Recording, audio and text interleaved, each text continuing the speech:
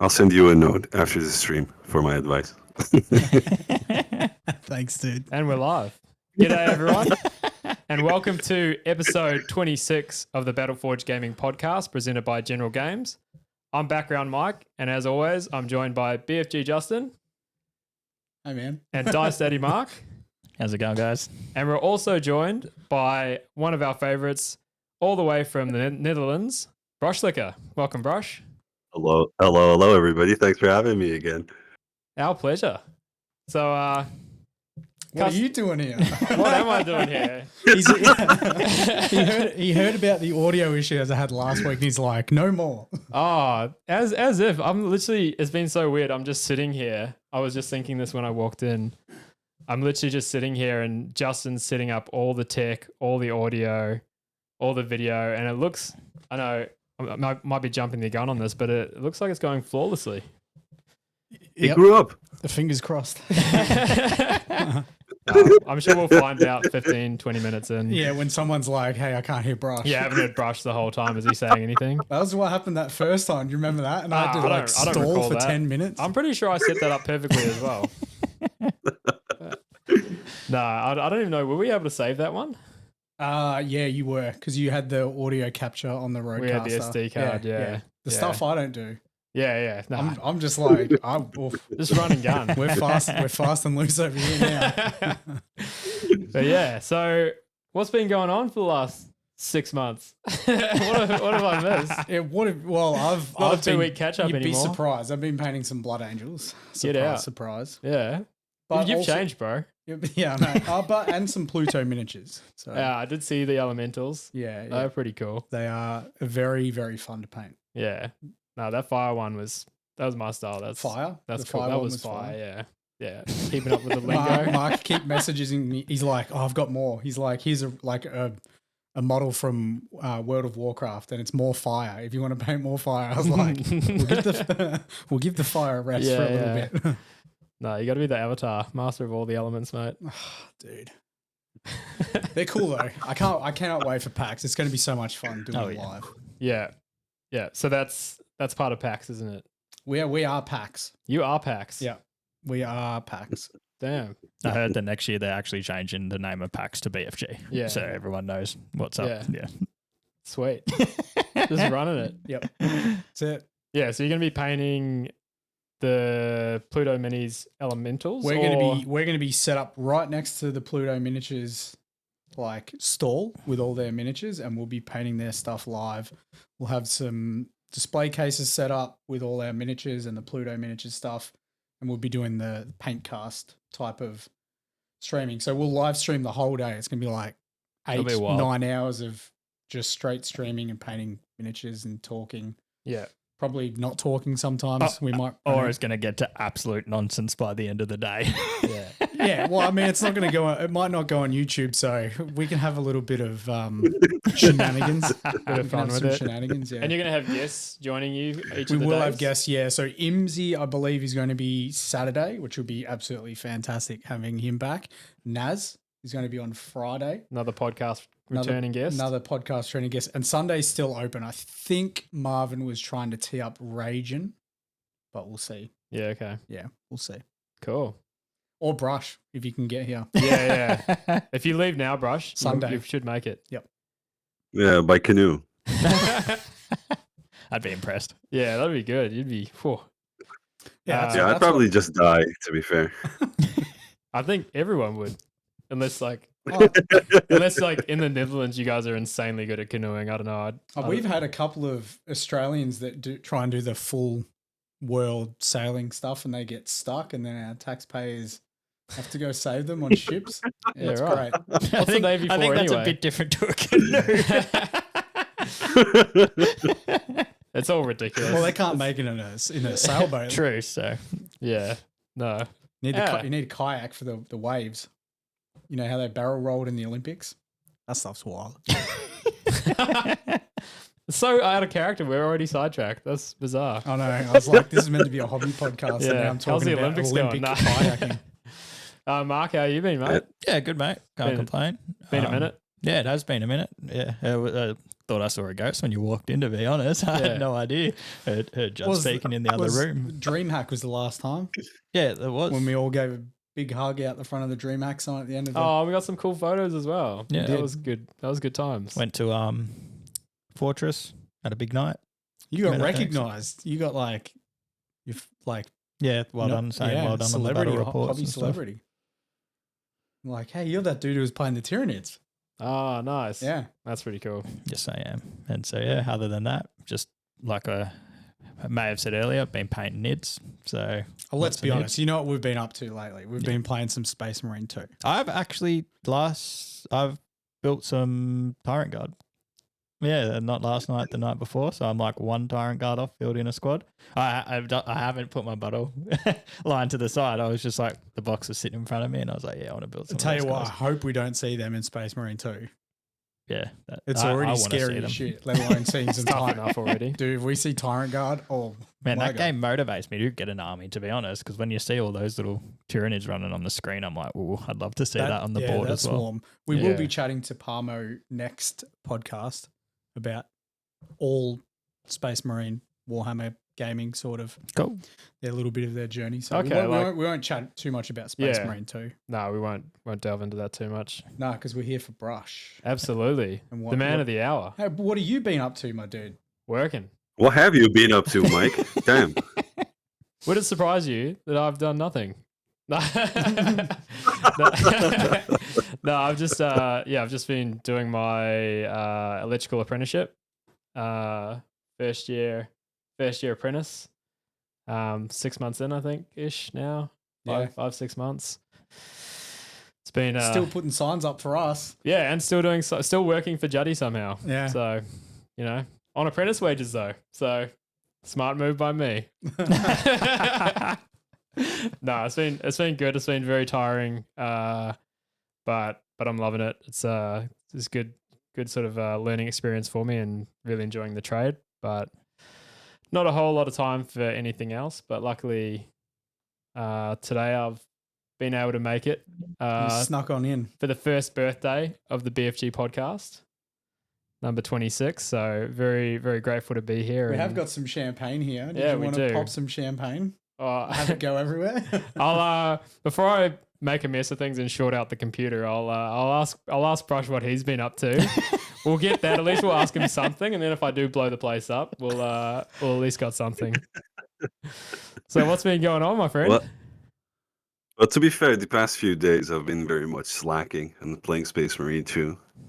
Oh, there's a bit of that going around, I hear. Yeah, man. Dude, the PvP is so much fun.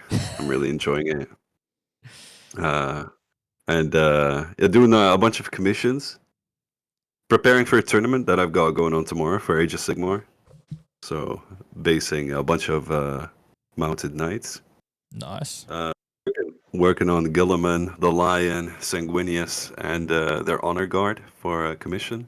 Oh my. Oh, so not much at all with those ones alone. I'm really enjoying it though, because a lot of those models are not models that I would buy myself. So it's a great opportunity to just work on stuff that I wouldn't necessarily buy myself. Yep. Actually got a okay on. I think it's Vizic, the new Skaven Vermin Lord type of deal, big model. Oh, I think Got I know that which one. agreed Yeah, as it's well. like he's similar to the Vermin Lords, but cooler. Is that the dude? Yes, kind of like Yeah. a priest-looking dude. Can't remember his name. Man, Age of Sigmar just gets so many cool models, don't Oh they? yeah. 40k is really drawing the short end here, man. When they saw the Blood Angels and the absolute rabble that caused among the fandom. Mainly. What are they mainly called again? The fueled by Sanguinary Juddy. Guard? I'll fuel it. I don't care.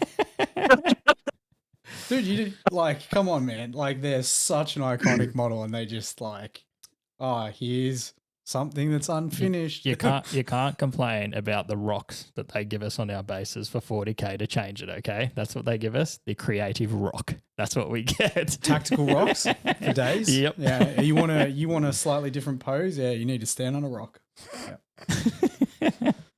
We were actually talking about that, doing a competition where basically the best tactical rock wins the competition. So you paint up the rock instead of the marine, because there's so many models that have rubble, rock, I don't know, dead enemies, whatever on them. It's really like I really Space Marine 2 has brought a little bit of life to the whole idea of Space Marines in general, because it fleshes it out a bit more. The lore does it as well, but now you actually get to see it. Yeah. But, I got it. Yeah, I think there's going to be a lot of new players coming in after More the hype dies down. Biomass is biomass. I'm happy to see I think some more I think there'll be more Tyranid players too. I think there'll be lots of Tyranid players that are just like, yo, this is super cool. Well, we welcome you all. Have And people that are painting Space Marines, you're welcome to get rid of them and start painting Tyranids. We welcome Hey, your that. bro dropped Orcs and picked up Space Marines because of the game. So. That's because he's just giving me something to eat. We could have eaten Orcs. In all honesty, because this is one of the topics that I wanted to question you guys. You see a lot of people being interested in Warhammer 40k, specifically 40k due to Space Marine now. Yep. But how do you guys... Like, I have a very open attitude. I play at 2 clubs. I do a lot of intro games for Age of Sigmar and Spearhead now, which is an amazing game, by the way. Everybody should play it. But I tend to take my time to explain the game to people and like pull them into the hobby. Yep. Based on questions that they've got. But I've also seen a lot of people online basically shitting on everybody for the fact that they're starting to enjoy Warhammer now. How do you guys view this? Because I get sort of like, I feel kind of ashamed, or not ashamed, but kind of disappointed in the fact that people aren't receiving other people into the hobby, because Space Marine 2 feels like Stranger Things did for D&D. Yep. So are you talking about hobbyists not being welcoming to new hobbyists? Is that what you're referring to? Or are you... To a certain degree. Are you referring to just like general public being, oh, you're a nerd for liking Space Marine? No. It's definitely the first one. And I genuinely don't really think that it's people that actually paint models that are shitting on people, other people that are enjoying the universe now through the game. But just the overall negativity. Every comment section has like, I don't know, that gatekeeping neckbeard. Actually, I've been playing the game for years. And, It's like they're in the room with us now. Yeah, so I think there is an element of the bad side of the hobby, and they're often going to be the ones that are the loudest voices, because people that are welcoming, I don't know, we typically just go with the flow, because I'd like to think we're all pretty welcoming when it comes to the hobby. I'm not really that outspoken that often. I saw a similar thing when I was playing some Elden Ring, and it was the people that were considered the hardcore original players of Dark Souls, and they were like, oh, you just played Elden Ring and you used spirit summons throughout your game, so you didn't actually finish the game. You played it on easy mode. And I feel like that's probably similar. I think it's sort of like the older, more stuck in their ways players that are just like, oh, you don't actually like the hobby. You've just been brought in because of a video game. When realistically, the more people that are in the hobby, the better it is for us, because we get cool ass models. The more people that play it, the cooler models we get. Hey, it means I get Except to just Blood talk. Angels, then we don't get cool models. We don't want more of you guys now. Yeah. I think there's definitely like there's definitely that aspect in any hobby, like you said with Elden Ring. And it's very, the one that illustrated it best for me was that when we had Alex on that Necron, the Noob Smasher video. Yeah. And we had like Alex talking about his first game going into a store at the age of 12 or something like that. And the guy in the store just like completely owned him and then made him feel trash as well. And then not only, I was like, oh, that's pretty shit.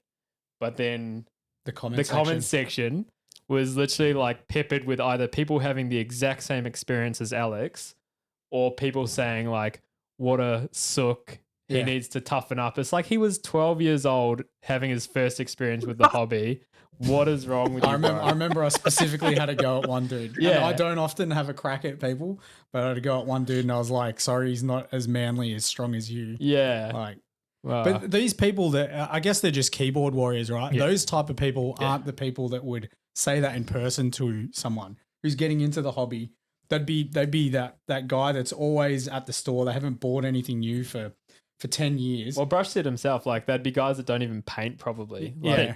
Like, Do you think that guy would have done it to Alex if he was a 6 foot tall dude that was built like a brick wall and covered in tattoos or something? I can guarantee the guy He wouldn't wouldn't have have done even it to played him. a game against No, him. Nah, it wouldn't exactly. have, it That's wouldn't what I have mean. walked It's up to just him, I welcome anyone. I reckon if you want to get into 40k and Space Marine is the way that you've done it, it dives into the lore. So you're actually getting into it because you like the backstory behind it. So I think that's excellent. Hey, guess what? If anyone has an issue with that, I got into the game because of Space Marine originally, because of this guy here. First, was yeah. me. Space Marine, the video game, is what tipped me over the edge.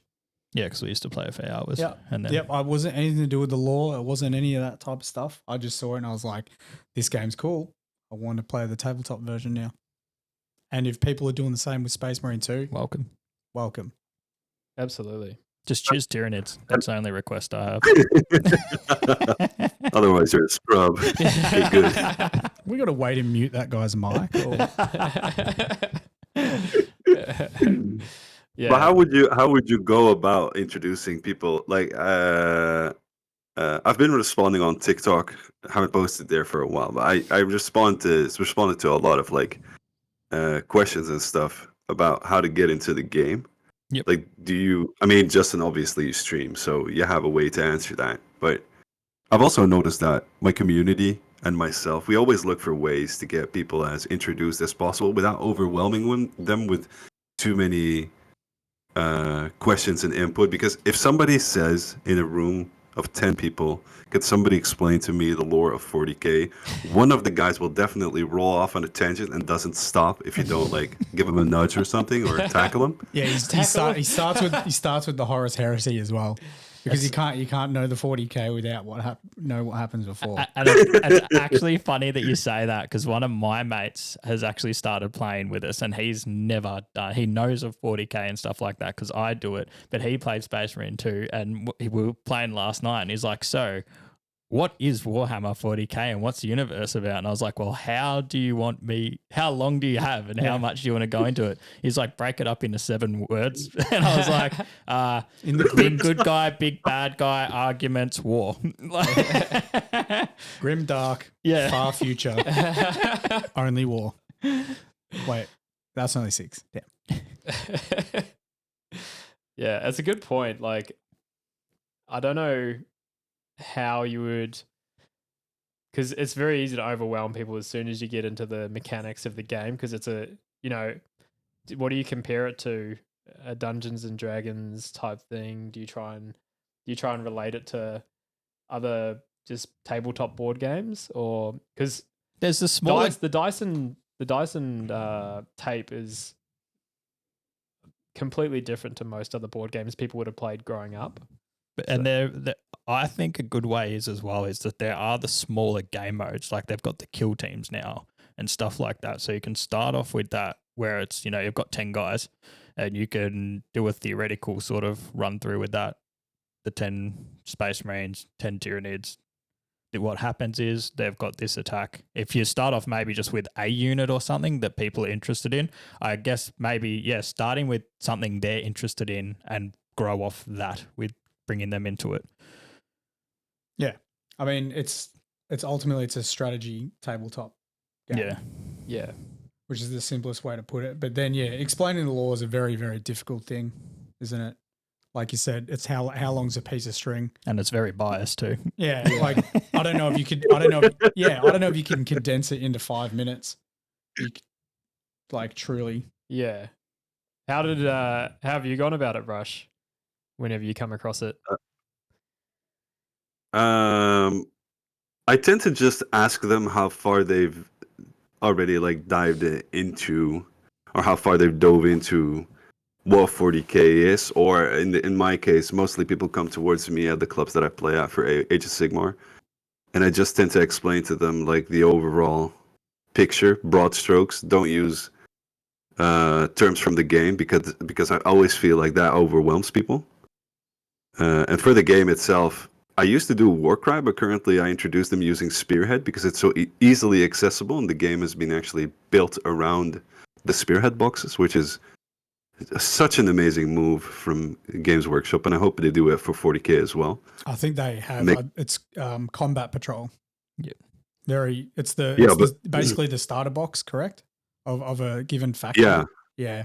Combat Patrol is the same. Probably, I think they learnt from Combat Patrol. It's probably why the Age of Sigmar one runs a bit better. So. Yeah, I feel the same. But for Combat Patrol, I believe you use the data sheets. I believe you call them for 40k, the standard data sheet. Yeah. And for Spearhead, they actually adjusted what you'd call data sheets for the Spearhead game mode.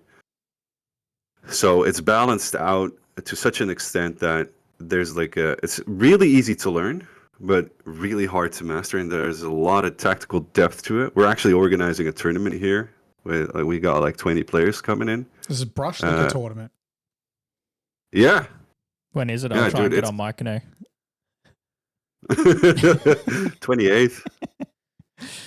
But it's maybe you could start paddling and meet halfway and then paddle back. Just have a quick duel in the middle and then paddle back. Perfect. Yeah. We're gonna do like my Tinder dates. We'll find a location in between the two of us. Oh, snap! But yeah, that's basically how I go about it. Question to people like how far are you into that? Not try to send too much information, but try to ease them in, woo them in. Yeah. And half of the time there will be a moment, even if they've never touched the model, they'll be like, so if I get this and this and this, would that be enough to start? And that's when you know, like, all right, fresh meat for the grinder. Let's go. You've got him. Yeah. So how many sort of points or models is Spearhead type games? It's not necessarily down to points because you can only play the set as it is. Oh, okay. So it's like a preset list. Yeah, so there's no list building. You basically buy the box, you get a bunch of cards explaining, and it's all a filtered down version of the bigger game. So instead of picking like 4 traits, you get 2, and for regiments, which is your army, basically, you get 2 specializations which you can pick. It's like 3 choices to make. That's it. The rest of your list is basically whatever is on your war scroll or data sheet in this case. Yeah, that's which really if they're gonna do that for 40k, I can guarantee you there's gonna be a lot more people at least playing that smaller version of the game. And I feel like it's already, the thing that they're doing is making the game more accessible because I feel like everybody wants new models. Everybody buys new models on the daily. If they could. Even if they can't, they do it anyway. Even if they shouldn't, definitely. Yeah.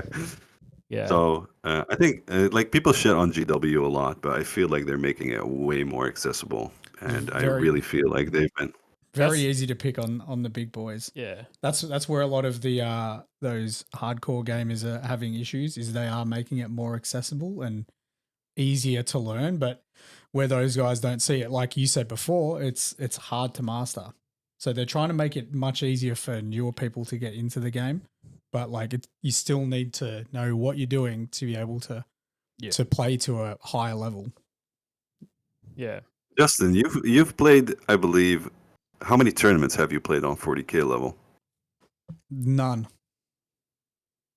Didn't you have a tournament that you were painting your Blood Angels for? Yeah, it didn't go. That was when DreamHack was on. So I've been to some 2v2 tournaments at Games Workshop. Yeah. Back in, I think, 7th edition. And then, the last tournament I was painting towards was Arc, but we got the DreamHack call up.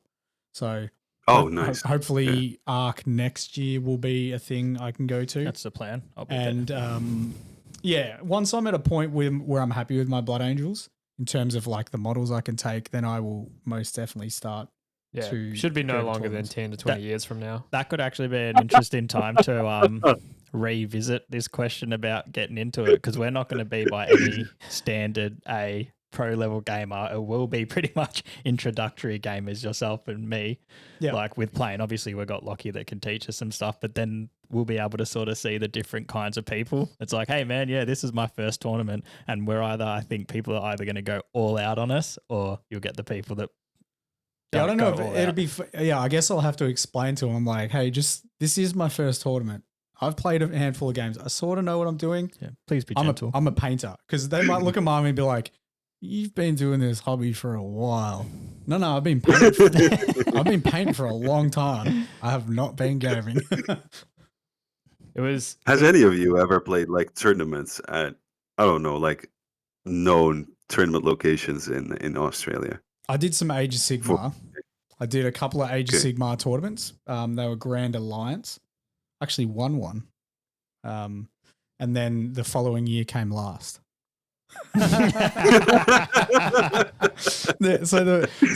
first year should have quit while you're ahead. yeah. So it was called Grand Alliance because it was pairs, and you had to take armies from the same Grand Alliance.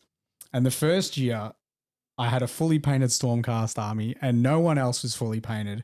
And we won the tournament, like we came first, and someone else won Best Painted, who didn't have a finished army. And then the next year we finished last, but we won Best Painted. Wild. Yeah.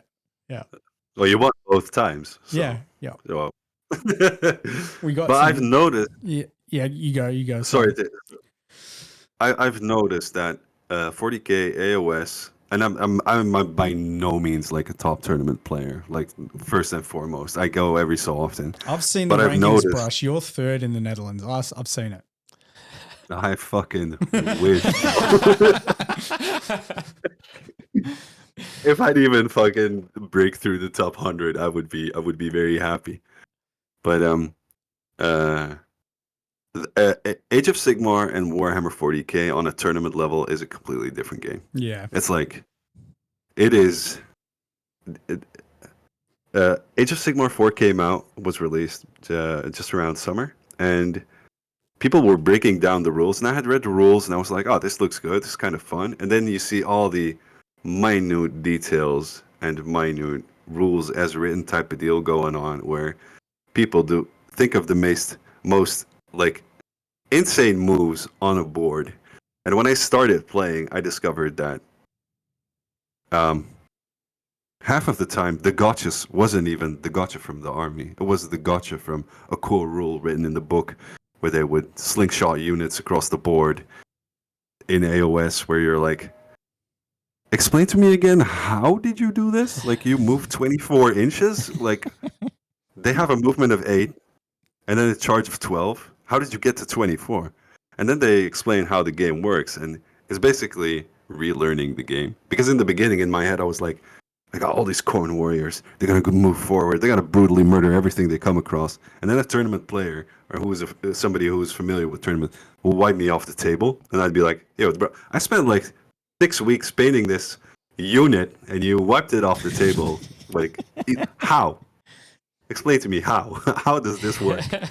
But I've also discovered that most of the people that play tournaments are the friendliest gamers out there, and they will take their sweet time to explain to you exactly how they play their army, how you play their army, how to build your list, what to look out for, and what the actual game is if you take out all the fluff and put out all the Excel sheets, and how to work that out. And I don't know if you guys ever experienced that. I don't know if you know anybody that plays tournament full, and if you play a game against them, you're yeah. like, I know I'm gonna lose this one from the beginginning, but I'm gonna learn a lot. Yeah. So my housemate Lockie is part of Team Victoria, 40k. So he plays at a fairly high standard, It's a and state level, yeah. I hear him on the phone constantly talking to the other Team Vic guys and his brother. Like it's a thing. Like you basically You're picking apart the rules basically and looking for any like edge or loophole, the edge that you can gain over your opponent. it's basically the rules as written and how it's meant to be interpreted and stuff like that. So there's, like Brush was saying, there's the surface level where you read through the book and you know the rules and you read through your rules and you're like, cool. Like Brush was saying, my I guess my Blood Angel Assault Marines are going to jump forward and then they're going to shoot their pistols and charge. And then other people are like, oh yeah, I'm going to use X, Y, and Z and then I'm going to be in my opponent's deployment. If you do it during turn 3, during a full moon, then you get times 2 damage. I don't know. Yeah. The full moon double damage is it's a thing. So good. Thing. Yeah. Check the rules. You haven't done the full moon double damage yet? Yeah, it just took my brain down a whole nother path. I just go back to the what was it, the first release of Age of Sigmar. Age of Sigmar, yeah. That those was crazy wild. rules that Kieran was talking about. Yeah, it was nuts. If you had like beards and stuff like that, or Dude, a nice mustache. It was yeah. nuts. I still I've remember. literally been growing facial hair just in case they bring those rules back.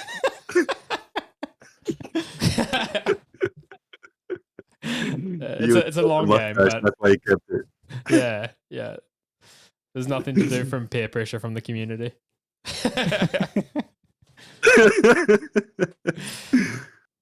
No, Yeah, I should have but I shaved feel it like back. That would have been a shock. No. People would have reported us. It would have been the riots. If you came again. back without a mustache, oh my lord. Yeah. I would have never heard the end of it. They would have been like, I wish you were gone for good. Who's that guy sitting in Mike's chair? Yeah, get him out of here. Yeah. So those are the tournament gaming is it's pretty full on, I think. Like, I don't know how you would go. I guess you just have to cop a loss, cop an L on your first tournament visit because it's going to be such a steep learning curve. That's what I'm ready for. So I'm pretty sure it's the gaming arena where Lockie and most of the Team Vic guys play. You could almost certainly go down there and get help from those guys, and they would be Try get pickup games. They would definitely be open to sort of teaching you how they go about playing the game and stuff like that. Well, that's encouraging though, because Brush said it's the same in his tournament community where they're happy to chat about their lists and how you would build a list to combat it and things like that. I've heard Lockie say similar things. Yeah, the guys the people that are unfriendly and unwelcoming in the hobby tend to be people. Oh, I'm gonna target a whole bunch. They suck anyway. I'm gonna target a whole bunch of people Easy. Be careful of your words, brother. We're gonna alienate. Look, they typically want a pickup game against people with minimal experience.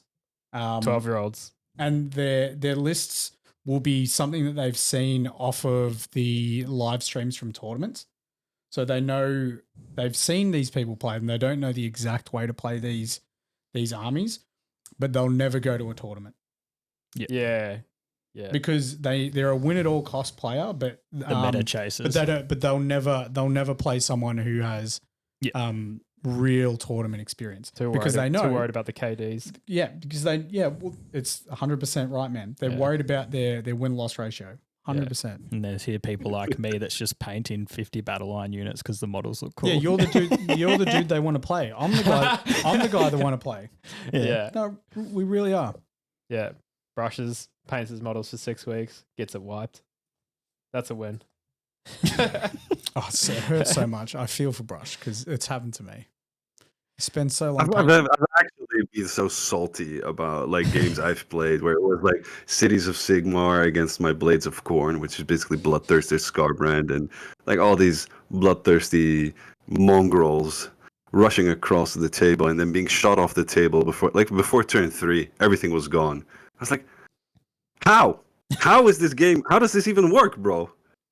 And then, like after that, you die and you die and you die and you lose and you lose, and then after, like, I don't know, the 976th game, you're like, oh, so you're basically playing a whole different game than I am. Yeah, basically. Oh, okay, yeah, and then you open the mind, and then going to tournaments, learning, and They're playing chess while you're playing checkers. basically, yeah. Yeah. Like in my head, I would look at the table and I would see with my Chaos Knights as well, when I was learning 40k, I was like, oh god, these guys are like stomping across through this city and bumping into buildings and stuff. And in my mind, I see this whole story play off. And then you'd come across some Marines or I don't know, orcs or whatever, and you'd be like, oh yeah, like in the story, these guys would absolutely like. How did you do 25 wounds? Like what? How does this work? And then you switch your mind and you just, at some point, friends of mine said like, basically the game is bases, heights, and numbers. And if you break it down to that, then I was like, okay. And then another buddy of mine made a whole Excel sheet where you fill in all the information of your model and the model they should be fighting. And it would calculate like a percentage. And I was like, bro, you really dive into this deep? Yeah. I know every army, man. Just ask me. I know all the data sheets. I know all the stats. Just tell me whatever you want to know and I'll help you through it. And then started playing tournament games and started learning the whole game in another way. So I'd suggest everybody to specifically get in touch with people that are willing to like drag you through all those different parts of the game. Sounds like it's Moneyball out there. The biggest thing for me, because I spent so long painting my models, was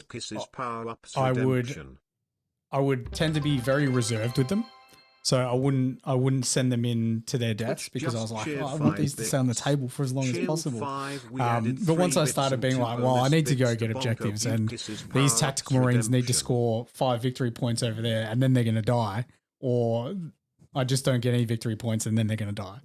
So that's where I need you to teach me, because I'm that person that looks at models on the other side of the field and be like, my models have to get to those models and take them out. you play like Tyranids would play, and they stream forward, and you're like, I want to kill models. Yeah, what are objectives? I don't know what objectives are, but you need objectives to play this game properly. Yeah.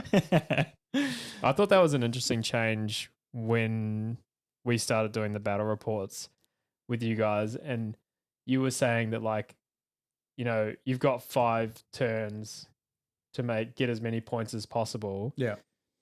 On this turn, you can get points or you can not get points. Yeah. And it's like, so you're going to do whatever it takes to get points. Yeah, and you know, there's no chance for you in turn 4 to get the points you didn't get in turn 3. Exactly. Yeah. Yeah. It's just like Brush said, just breaking it down to simple numbers and basic math. Like, yeah. Don't be afraid if you put 100 hours into 5 intercessors. Something's going to remove them from the board anyway. Going to get wiped. They might as well do their job. Those and get hours those points. don't add any sort of armor to them, Nope. unfortunately. They don't add to your dice rolls either. Nah. They subtract. Unless you're versing. Are you familiar with the term new model syndrome? Oh yeah. Yep. I don't know that one. What's new model? Brush can explain it. Yeah, I know what it is. I've experienced it many times. So new model syndrome is basically whenever you get like new models that you put on the tabletop, you painted them up or you build them or you want to test them, and you always misuse them and they always die the first game you play, and they always fail with dice rolls, and they're the worst. You gotta like oil them up, ease them in, you know. Swear to God, try it. Yeah, Juddy's proven that. I think my repulsor, the game my repulsor was meant to have new model syndrome. It didn't, and it did very, very well. And I was like, what is going on here? I was like, this is meant to be gone. Turn 2. You had an epic one. I think it was your flyer. I think that one was gone. Yeah, mine had done nothing. Yeah, nothing. I've had some games where they're just like, Brutalis. Yeah, the Brutalis, I think. Yeah, Brutalis. I spent so long on that, dude. First model ever painted on TikTok, and then first game, gone. See you, buddy. And a big model too, just do nothing. Yeah. Well, that's why we're going to paint 2 of them, isn't it? Yeah. And that way, at least one of them can maybe make it across the board. Yeah. So moving on from whatever we were talking about. Yeah, the tournament side of things. Have you done many like introductory paint sessions with people in your community? How have you found have you tried to ease them into the painting side of things? Is it all just, triple edge highlights straight off the bat? Yep. Nah. Glazing, oil paints. Yeah. Wet blending. Yeah, exactly. No, basically, I used to work for a store here, so I organized the evenings where we took in like 8 people, got everything ready, and just eased them in on Marines or Stormcast models. Um, but in general, the first thing I say to everybody that wants to either learn a new technique or wants to start painting is fuck up fast, and fuck up hard. And there's a lot of soft skills involved in learning how to paint or learning how to master a certain technique, because there's a lot of like muscle memory involved in it, and there's a lot of hand-eye coordination that's involved, and especially when starting off, I just tell them like try to get the colors in the right position, and if you spill, don't worry about it. And in general, what I do is I basically just copy the GW paint style, tell them to work with all base colors in layer 1. Because if they fuck up, then they can go in and restore the paint job where something goes bad. But I think over in total, I've had like... I also did the Patreon, I also did one-on-one classes, also did airbrushing classes.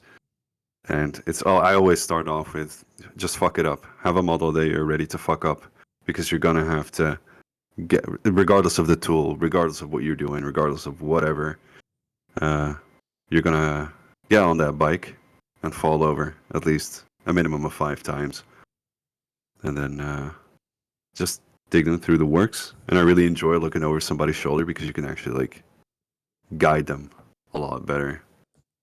Having models as you progress as well, where you can see your progress, can help too. Like where you start from and as you keep going, because I'm noticing it even from coming back into the hobby. Now that I've got my display cabinet and stuff going, I can see my Tyranids that I've first started and where I'm getting to now. Like I'm still not at the level I'd like to be at, because I am lucky enough to compare myself with Justin. But you do see the progress in small things that you do over the models, where at first you wouldn't notice it, but you notice it the more you paint, and you keep that skill. Yeah. The skill always grows. Yeah, I think it's self-inspiring. Yeah, so absolutely. Seeing your own journey from where you started, and this is why I encourage people not to strip models or throw them away, if you can, and I understand they're expensive, but if you can keep one model from when you first started, and then you maybe keep another one from 6 months later or 3 months later, depending on how much you're painting, and then you can just refer back and be like, man, like I'm just cleaner with my base coats. My edge highlights have improved. Yeah. My shading's better. And then that should then inspire you even more. The hardest thing when starting the hobby is getting people to get over their fear of failure. That's the from what I've found, is literally the hardest thing. So many people are so scared to stuff their model up that they don't even begin. And you've got no idea what your limit is, what your ceiling is in terms of skills, unless you actually jump in, like Brush says. Heaps of us have stuffed models up. No one begun, well, I mean, there's going to be the rare occasion, 1 in like 100 million people that pick a brush up and then they're like, yeah, this is easy. Yeah. And we all progress at a different speed. So, and it could be because of you're into drawing, or you've painted like canvases before and you've got a little bit more brush control, but you have to start somewhere. Yeah. Well, also an important. Oh, sorry. No, you go, mate. There's also I tend to do this with everything that I do. I tend to question the people. Like if somebody asks me like, how do I do this, or how do I approach that, or how do I get somewhere? I also think it's important to know, like, are you trying to paint for competition level, or are you trying to get a army on the table as quick as possible, or like, what's your goal with your painting? And whenever somebody is like, the basics is the basics, and I think we all start off the same way, like priming, building up layers and stuff. But from there on, there's like a multitude of directions that you can go for different techniques, different styles, and stuff like that. It's also the same with like giving feedback. I always ask, like, what's your goal with the model? Where are you going? What are you doing? Because And basically, like the 40K tangent when somebody goes on for 3 hours about the lore. The same you can do for Peyton, explaining, I don't know, the 12-year-old kid that he needs to get mineral spirits, oil paints, and whatever. And all he asked you was, how do I get a little bit of a darker color on the shoulder pad? Yeah. Just use normal, thin it with a little bit of water. You'll get there. Don't worry about it. Yeah. So I also feel that's like an important part of the whole, guiding people through the whole painting process and getting into the hobby. And sure. nobody, and a supportive group of friends or community will give you feedback, but will also not shit on you for not fitting your paints. Yeah. In my experience, because you've probably received a lot of pictures too from people in the community wanting help with their stuff, and I always ask them how long they've been painting as well. And sometimes they'll just send me a pic, and I'll just be like, Thank you. yeah. Normally I'm like, well, what did you want help with? Like, which areas specifically did you want help with? Or what do you think of your own model? Because a lot of the time, some people just want a little bit of affirmation from someone. But if you're actually wanting help, Looks good. Yeah. Looks good. Yeah, but if you're truly wanting like feedback and stuff, it does help to come in with a question from the beginning. Yeah. Instead of just sending a pic, just be like, hey, this is my I don't know, Horus Heresy World Eaters. I'm having issues with my white. How can I improve on this? Instead of just sending like a Horus Heresy World Eater model. I always liked the way that you would, because you obviously got a lot of pics over the time you've been streaming. I always like the way not all model pics either. Yeah. That's a different streaming service, Judd. Come on, man. You stitch yourself up here. Imagine the photos you'll get now. Well, it's a 1-for-1. I'm not even going to go there. I always like the way that you would sort of pick, if they asked you a specific thing, they wanted some feedback, you would always kind of like give them one thing to sort of focus on their next try. Like, like Brush was saying, you don't have to give them 100 different things to work on. Yeah, I'd give them 2 or 3 things and be like, these are the things I would be looking at trying to improve. And then once you're happy with those 2 or 3 things, you can build then we'll move on to the next step. Instead of being like, it's the whole pizza adage. It's much more enjoyable to eat a piece of pizza one slice at a time than just going, here's the whole pizza. And it's easy. It's easier to consume. So it's finish it. Yeah. Absolutely. No, I thought that was a great way. I also like the idea of what Dice Daddy said was with whenever I have like a box of models myself, at the end of those 5 or 10 models that are in a set or 3, I want to have mastered the challenge for myself where, I don't know, make a flaming sword or a glaze on a certain style or whatever. And I'll take that entire box set until I get it right, because it'll look good on the table regardless. Yeah. And I'm not for any prizes, so I don't give a shit. I want to apply my technique and start building. And I think that's also a really good one, because I feel like that's the way, if you want to get better in painting, that's the way that you get like the maximum out of your hard-earned dollary dues that you spend on Papa James' work. 100% with what I was saying as well. The models that I've started painting with and the models that I'm painting now, I can still put them on the table, and it's not going to be, you look at the models and go, geez, look at those ones, and then look at those ones, because I'm still using the same colors. It's just my techniques have improved, so I can still play with those models. And if I want to add those few things that I've missed or added, I can do that down the track, but I can also continue growing my army without it looking off. There's a cheerleader effect. Yeah. My Blood Angel red recipes changed over time. Yeah. I still like put them on the tabletop together. And it looks great. No one's going to know. No, exactly. I think, people get probably a bit too caught up in getting things perfect straight off the bat. I used to do it, and since doing the Tyranids especially, I've stopped. So Yeah, I'm actually getting an army together, and that feels more of an accomplishment than sitting there and trying to get that one model for months and months and months perfect. Because then if you don't get it to that level of, you say, perfection, it's going to put you off. You're going to be like, I can't get this, but you did get it. You just need to get your skills up that next level. So move on to the next model. Have that completed model. It's done. Yeah. Next model. I can't remember the exact story, but there was a study of pot makers, like guys that work with clay, and they took two different groups, and one group were given the task of trying to perfect one pot, and they just had to do their pot on their wheel, and if they didn't perfect it, they smashed it, and they had to just keep going. And then the other guys just made pot after pot after pot after pot after pot, and the group that made like 100 pots ended up making a better pot in the end than the study group that had to destroy their pot and start again. Wow. Yeah. So the same thing goes with models. Because there's no progress. You're not looking back at something and going, This that's where that podcast went has wrong. really stepped up its content since I've been away. That is some good that is some good stuff right there. It would have Johnny. been better if I actually took the name of the study and stuff. Yeah, you just made up some garbage story about pop makers. It's real, man. It's real. You dreamt it. That was good. I like A that. philosophy is a philosophy, man. It Yeah. works. That was good. Stop smashing down your models. Yeah. Just keep building them. Yep.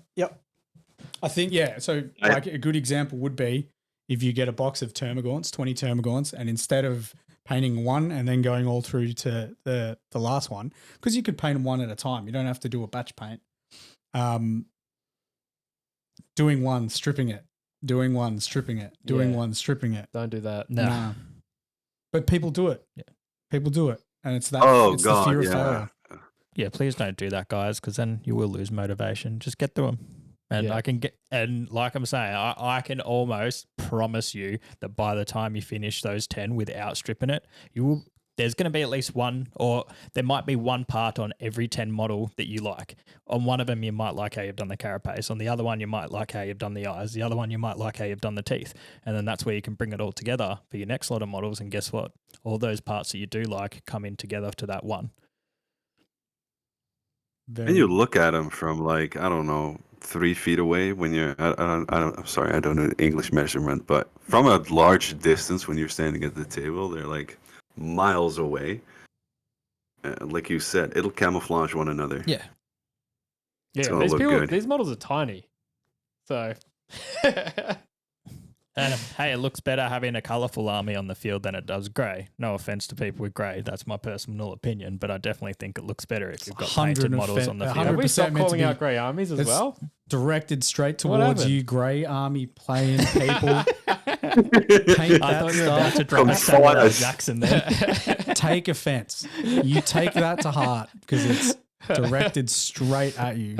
you guys have changed, man. But what we're saying is, guys, please paint your models and then your grey armies will look great. Oh, that's classic. Oh, so good. Yes. So, were we talking about a Brushlikker tournament? Is that where this started? There was a Brushlikker tournament. I've heard from a little bird, Marvin, that there's also The bird. the bird Marvin, told me that there's a Brushlikker painting competition. Is that a thing too, or is the bird? We're spooking everything Or is Brushlikker at the moment. or is Like- the bird whistling the wrong whistle? there's a Brushlikker concert coming up, I think, as well. Should be. Rap song. I Yeah, heard he's absolutely. releasing New a album dropping. solo, yeah. Actually, there's a festival coming up celebrating the Netherlands in the Yarra Ranges. Yeah, Tulip Festival, which is basically a festival for brush. Time to get your stroopwafels, man. Oh, yeah. So is that a Brushlikker thing, the tournament, or is that just a thing you're going to? There's a bunch of things coming up, and I think it became an amalgamation in Justin's head. Maybe I don't want to judge, but there's a bunch of things going on in real life. There's a So bunch of stuff 28, smushed together in his head for sure. yeah, and all of them are true, but not together. So The 28th of September. It's not a Brushlikker tournament. There's a group of friends I used to play. I've played with 7 years now.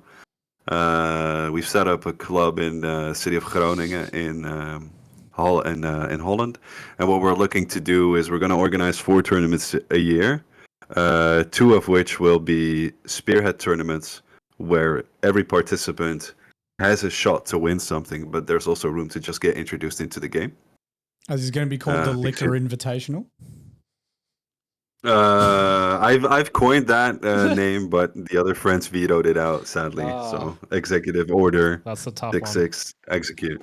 Yeah, very sad. Would have been amazing, to be fair. Although you do run the risk that people like grown men will show up in gimp suits and stuff. Reading the name, you That's wouldn't a different know. kind of spearhead game you're going down then. Exactly. Then there is a paint competition that Zarnian is organizing, a Belgian painter. He asked me to pitch in as well and reach out through my community. Zarnians, there we go. That's probably what Yeah. is talking about. There's a Space Marine competition. Paint a regular type, unnamed, non-unique Space Marine. And people can win prizes with that. Deadline is in 6 days, so if anybody wants to join in, good luck. There's absolutely crazy Marines being painted. So that's going on. And then my mods I started organizing BrushCon. And that will be the 21st of March in Holland, which kind of started off as something small amongst like the mods and the people in the community that are helping me out, but people are getting interested, and I've approached some people to maybe organize a workshop during that weekend as well. Some 3D printers, talk about 3D printing and stuff like that. So that's going on. There's a baby on the way in 4 weeks, which is not immediately connected to the community, but it's connected to me. Bristol 2.0. Yeah, man. Yeah. Congratulations, man. Thanks. Yeah. Looking forward to it a lot and not looking forward to it a lot. It's basically, that dual thing. That's an experienced parent right there. Yeah. I mean, I'm blessed with my son who's 3 now, who's like, he's only now throwing tantrums, which is normal at this age. But before this, he'd sleep well, he'd eat well, he's just a little chill dude. Doesn't really matter. Just let him play, and he's also interested in monsters, as he calls them. So whenever I have my models out on the table, he's always like, oh, "Dad, look, monsters! Yeah. Daddy made them. Yeah, correct. Daddy made them. Yeah. And then he meets for them, and I'll be. It wouldn't surprise me, man. He's very much into dinosaurs. He's crazy about them. So it's either orcs or tyrannids. Nice. So what's his favorite dinosaur?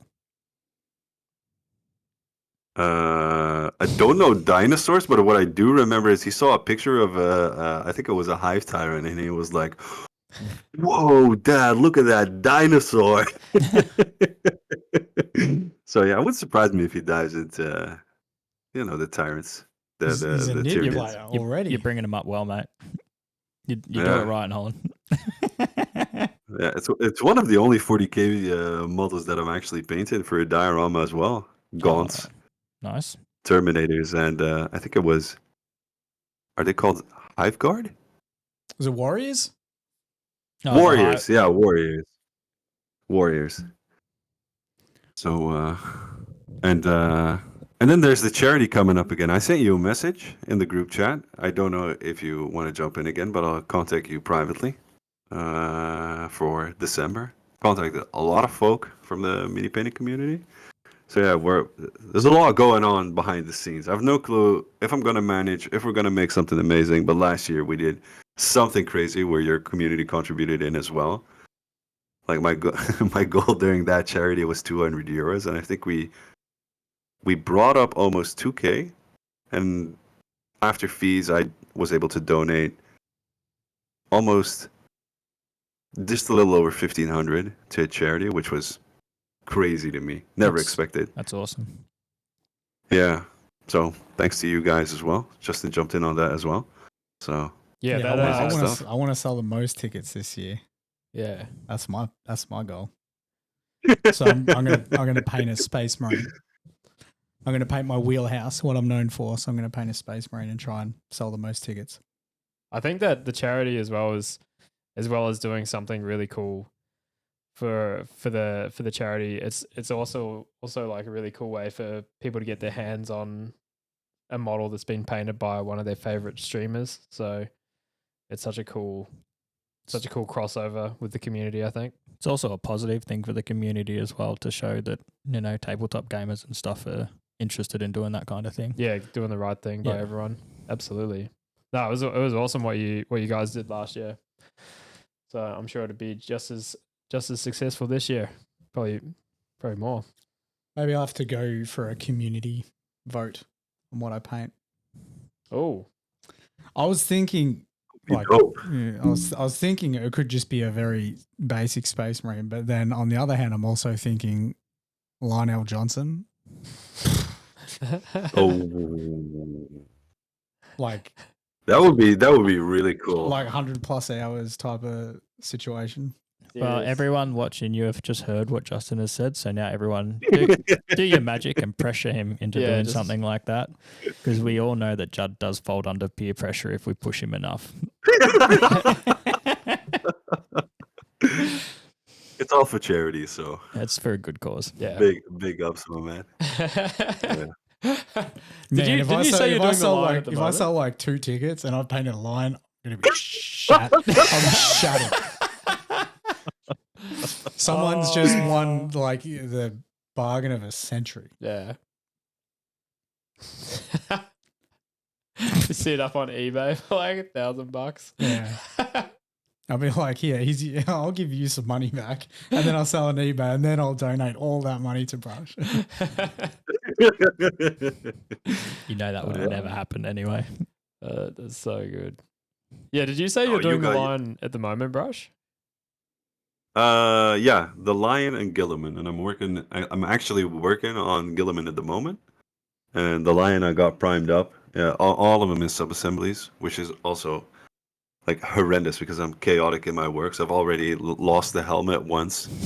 I've already lost the I think it was Gilliman's like wings on the backpack.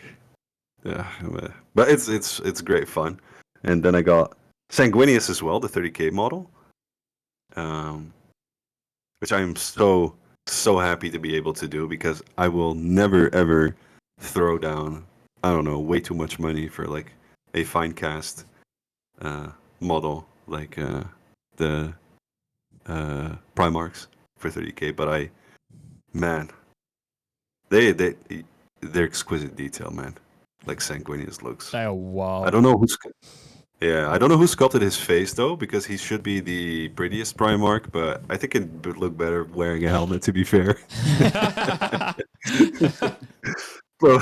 probably has a great character, but It's good personality. yeah, exactly. Yeah. Very charming fellow. Oh, So since the last podcast, it sounds like commissions have picked up. Is that, or is this a recent thing?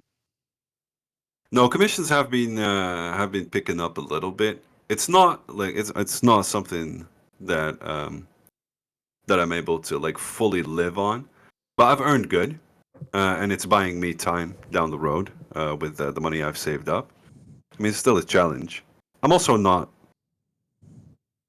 I don't know if you know how it feels, but you're playing different games with streaming, video. Then you got your own stuff. Then you got your gaming, and I don't know if you experience this the same way, but I feel like you're playing you're playing chess, checkers, Yahtzee, a bunch of stuff on different tables continuously, trying to balance out like keeping it interesting on stream, keeping the commissions going, doing them fast enough, and things like that. So I'm kind of struggling with that.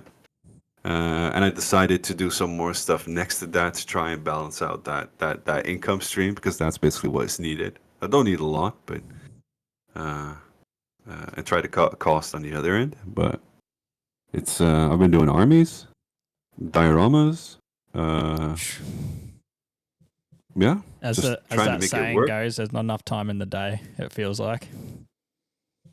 Yeah, so Yeah, I can definitely. understand where you're coming from, and I think sometimes your path can be chosen for you to an extent if, let's say, your content picked up. You'd be like, "Oh, okay, my content's like really starting to kick off here," and then you start to filter more energy that way.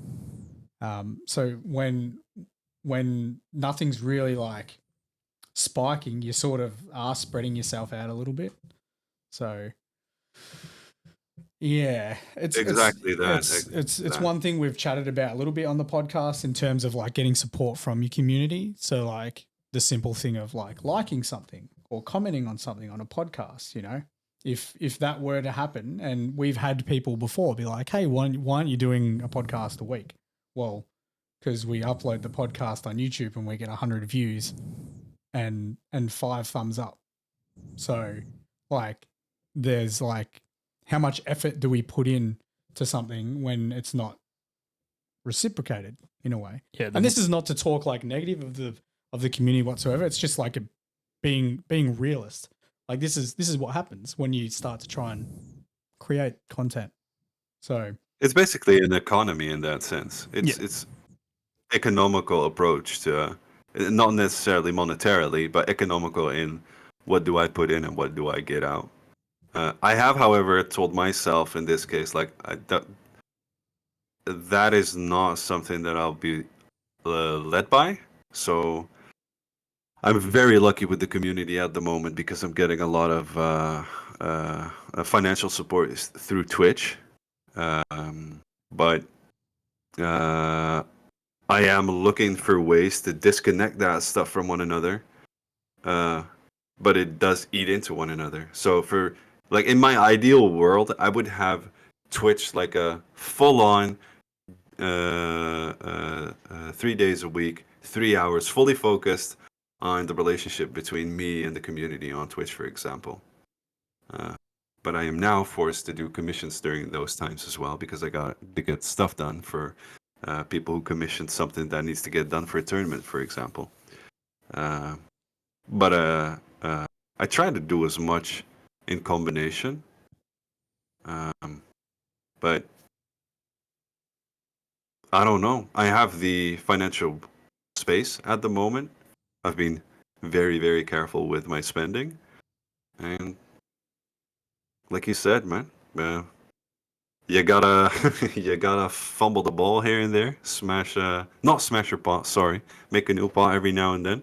Try something, experiment, see where it goes. I don't know how it works. I don't think anybody knows how it works, to be fair. There's certain games that you can play on social media that you know will work. But on the other end, like a lot of this, not to get like fully philosophical and, you know, why are we here and where are we going? But I don't think anybody has done it the way I did.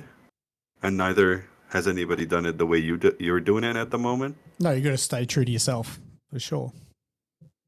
Yeah.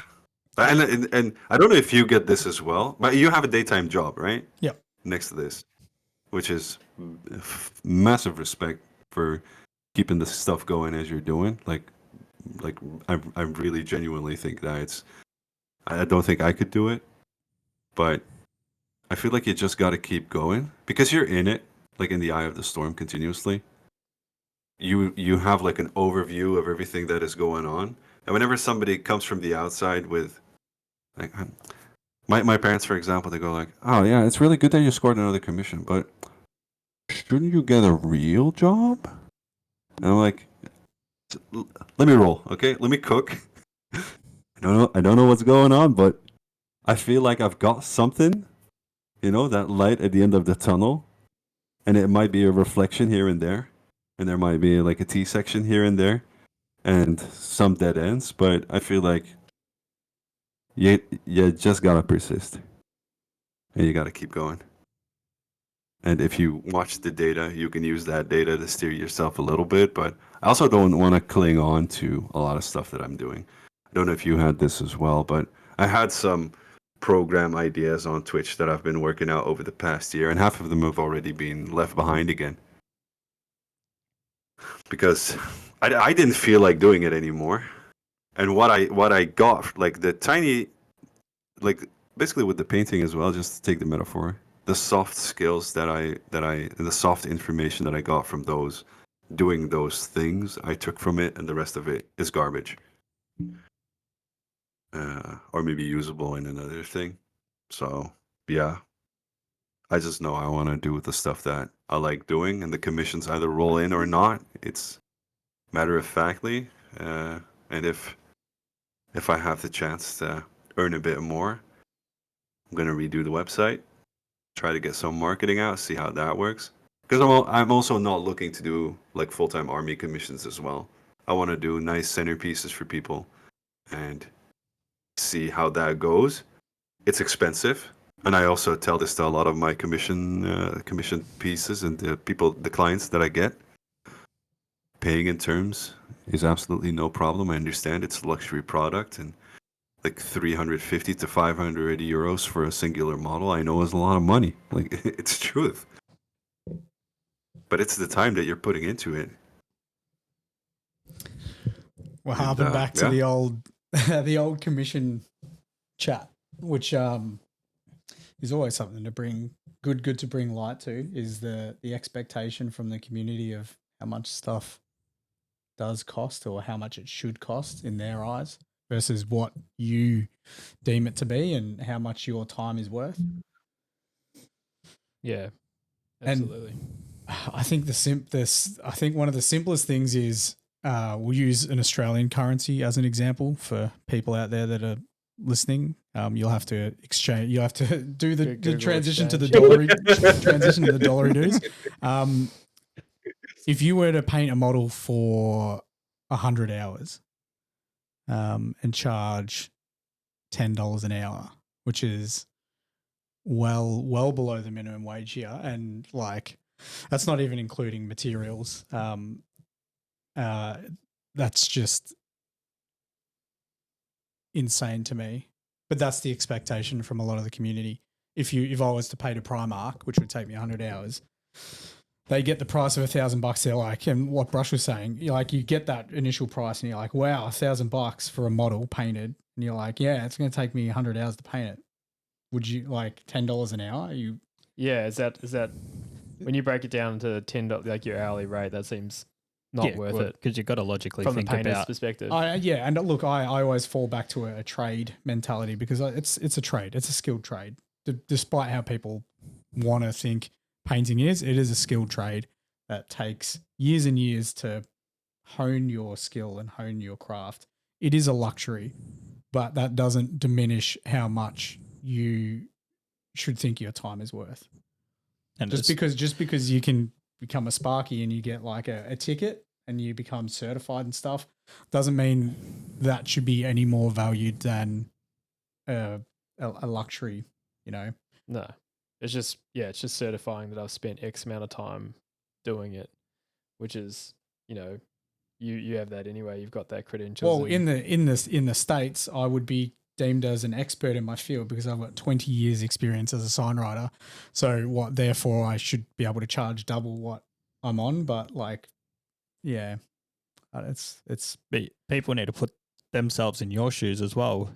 Is anyone that's asking you about a commission model happy to go to a job interview, and then when they turn around and say, yeah, well, you can have the job, but we're going to pay you $10 an hour, how many people are going to stay and go, yeah, man, no worries? Like, no one works 100-hour. Well, some people work 100-hour weeks, but 100 hours is a lot, and time frames and stuff like that. Like 100 hours is a lot of time, and at $10 an hour, like most people wouldn't even wake up for the interview if they knew that it was at $10 an hour. So you got to think about it that way. Yeah, exactly. Yeah. That's a And it's also the service I try to provide surrounding that. So what I do, for example, I take a lot of time to talk to my clients, which is if you break it down over a month, stacks up to like 2 to 3 hours just trying to explain stuff or just trying to, uh, take them along for the ride and explain how the prices build up. For example, you got to do the administration because I do everything. We call it white, so everything I do is taxed. Then I do projectly update. So each time I take a step, I send a picture to the client, like, "Yo, this is where I'm at now. If you have any feedback, give it to me now before I start. I don't know that day, and continue from there on because it is their product, so I want to do that as well." But yeah, on the other hand, I've also just surrendered myself to the fact that I do not have any accolades. I was gonna get accolades this year, trying to get accolades, but I'm not getting those because I actually canceled my vacation for this year to go to Golden Demon and Skill Model Challenge. And then my girlfriend decided to get pregnant, and the due date is on the 10th of October. So, you know, How selfish Fuck of that. bro. God damn it, whamming, am I right? The accolade one's an interesting one for me. So, do you think if you had an accolade under your name, would you be a better painter? Absolutely not.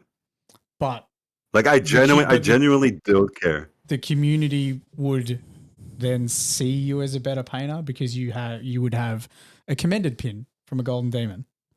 So then, Brother, to me, would it's just then it's marketing. But then would they be willing to accept your price because you've got your commended pin? When technically you're no better painter, you've just got a Golden Demon pin. Okay, so to answer your question as genuinely as I can, because I don't like to, lie about it. If I'd go to a competition, I would go to meet other painters in person. The reason I'm really bummed out that I can't go to SMC and I can't go to Golden Demon is simply for the fact that a lot of the people from my community are going there. And I really genuinely want to meet the folks that I normally just see through text. And there's absolutely, I don't know, have you seen Dark Peak Minis Helbrecht, the orange one? No, I can't say I have. Okay, so he's going to join. I feel Sounds like I've familiar. seen, if he's the guy that paints orange Marines, Eh, I might have. No. Has he painted a bunch of Terminators? No. Okay, it's someone else. It's this guy has spent the last year working on a Helbrecht with orange NMM, copper NMM. Oh, It is so juicy, and I really want to just shake his hand, and I want to thank him for because he's logged the entire journey on our Discord, like from the beginning up until the finished piece. I already got a sneak peek, but he's probably gonna share it after Golden Demon. Like, those are the people that I want to meet, and I see it as a marketing tool. So I see it as a way to network and a way to market, because I don't feel like, first of all, I'm not a competitive person. I really don't give a shit. And secondly, whether you go to Golden Demon, SMC, I think Fen, Nova, whatever, there's different judges. There's different people. They will look at different ways that a model is painted. You can never satisfy everybody. And to do like Tabletop Plus or showcase models, you don't have to be Eric Swinson. I mean, I'd love to be Eric Swinson one day, at least like style-wise, but to me, it'd be lovely to win, but it's second to everything that I'm doing. I would just want to, if I could go to Australia to PAX and I'd be able to afford it or get sponsored, hook me up, anybody who's watching that's got a company, and I could meet you guys. I would go for that. I'd bring a piece and I'd execute on it like really good. I'm gonna join Golden Demon next year with the Bellacore that I'm painting. But for me, it's a reason to bring that in, forget about it, and then in the announcement, probably clap for somebody else that's a way better painter for me. But I know at the end of the day, I will have a lot of memories. I will have met a bunch of people. I've been able to network with a bunch of cool people to organize more stuff. And the accolade would be nice, but like in all seriousness, there's I think Alminia Turista is also like a amazing painter. I don't think he's ever competed, if I remember correctly. It's unbelievable. Yeah. Samer, the guy that I followed the workshop at, is also not and has never competed and doesn't want to compete, but is very well known within at least like the German miniature painting sphere. I just want to be known for amazing streams where you hop on. If you got a serious question, you ask them, you get an answer. If you don't have a serious question and you just want to banter about, that's why I'm doing it. I don't need affirmation. I don't need anything. I just want to meet amazing people and at one day shake their hands. And that's also but big but that's also the person that I am. Yep. Like I was playing Space Marine yesterday, had my mic open, didn't know. I was cussing like crazy and acting like a going the entire time and stuff like that. And I had 3 people join my Discord from there, who had never had nothing to do with miniatures, but I just enjoyed the fact that they were cool people, they were nice. Yeah. Fuck it, let's go. And if anybody needs that accolade to commission me, that's fine by me. But I genuinely, I don't think a pin will get you anything more or better if there's nobody from that community that either knows you or you've built up a reputation, like the folks at Siege Studios, for example. Like, yeah, I don't think it's that big of a deal. It's more of an ego thing. But that is my opinion. That is my opinion. And it's not to break down anybody that's doing competitions like on going through across the entire globe and doing competition stuff, but I think it's a piece of affirmation outside of yourself that you're doing a great job. But I also learned, especially after Tamer's workshop, that a lot of people surrounding you are genuine with the feedback that they give. If you like my style, commission me. If you don't like my style, don't commission me. Life is easy, bro. I think last time we spoke, you described like your current clientele as you had a few select regulars, like you'd built up over time, some really good regulars that would get pieces done by you fairly often. Is that who's requested the Gilliman and the Lion? Is that a regular commissioner? Yeah. Yeah. That's cool. And I've also noticed with a lot of the commission stuff, it's in general people that don't necessarily play the game. Yeah, looking for just dioramas and cool display pieces. Yeah, they really like the whole idea of in this case, they read about Gilliman, they read about Lionel, they read about Sanguinius. They really like that lore up until now, and they want something to look at and be surrounded in this case by scenes that they think of in their head. And I don't mind the whole lore accurate stuff, and he doesn't as well. So fuck it. I'll build it exactly the way you want. I'll think with you. We just go through a whole conversation. The first time was a lot of communication to and from, also for me to explain to him like what I'd be doing and stuff like that, because he had seen miniatures, but he didn't really do a lot with miniatures. So I was just taking him along the journey. When it arrived, don't know. I think this was a previous diorama that I did for him. When it arrived, it was absolutely smashed to bits by the postal service. So, that sucks. Oh, dude, it was in the middle of the night. It broke my heart, especially for him because he was looking forward to receiving that thing. Man, learned a lot from that though. But yeah, then I'll take 4 hours of time, sit with him on Discord, tell him exactly what part goes where, how to glue what. And then I have some army commissions. So the Stormcast, I don't know, I think you've seen those. Yeah, I've seen those them. were for an army. There was a lot of pressure behind that one. but fun, new client, but was very, very, very much happy with what he got. And then I have the Skaven dude that's also a returning one. And then I have some 2 or 3 other guys down the regular just order stuff from me and stuff like that. So yeah, wow. No, I don't worry about it, man.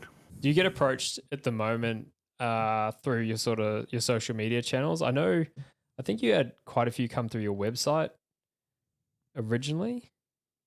Yeah, the website on the regular, the most is mouth to mouth. Yeah. I've had from the community 2 or 3, but in general, for the community, I also sometimes tend to give discounts because one of them had blasted me with gifted subs, and I don't want to, even though it's of their free will, I don't want to let that support go to waste. But mostly it's mouth to mouth. People that know one another, that have seen models. Yeah. I've kind of a Taoistic. Sorry. No, that's all good. I was just thinking, like, now that you've been doing the social media, the live streaming for a while, is there any avenue that you went to pursue? You maybe sunk a little bit of time into it, and then it didn't pan out the way you thought it would, and you kind of back all of them. All of them. All of them. If you're in it for the money, it's worthless. All of it. If you want quick bucks, you got to get into, I don't know, crypto or NFT or sell your sister behind the train station. I don't know, man. Get a kidney. Take out your own kidney. But in general, this is not financial advice. Absolutely. And I'm also not a doctor, so you can't sue me. But in general, like, I feel like I'm also kind of broken because I've got educated as a marketing dude, so a lot of the stuff is done quickly. Like within a day, you can set up a whole branding type of deal, and then the next day work it out. And the same goes for a lot of stuff in life that I've grown up with, gaming as well. There's a lot of instant rewarding, but this is like the long run.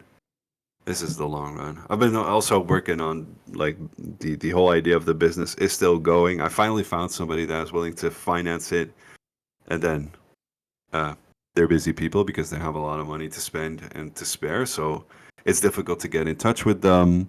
Then on the community side, I think at the beginning of this summer on Twitch, my numbers started tanking again.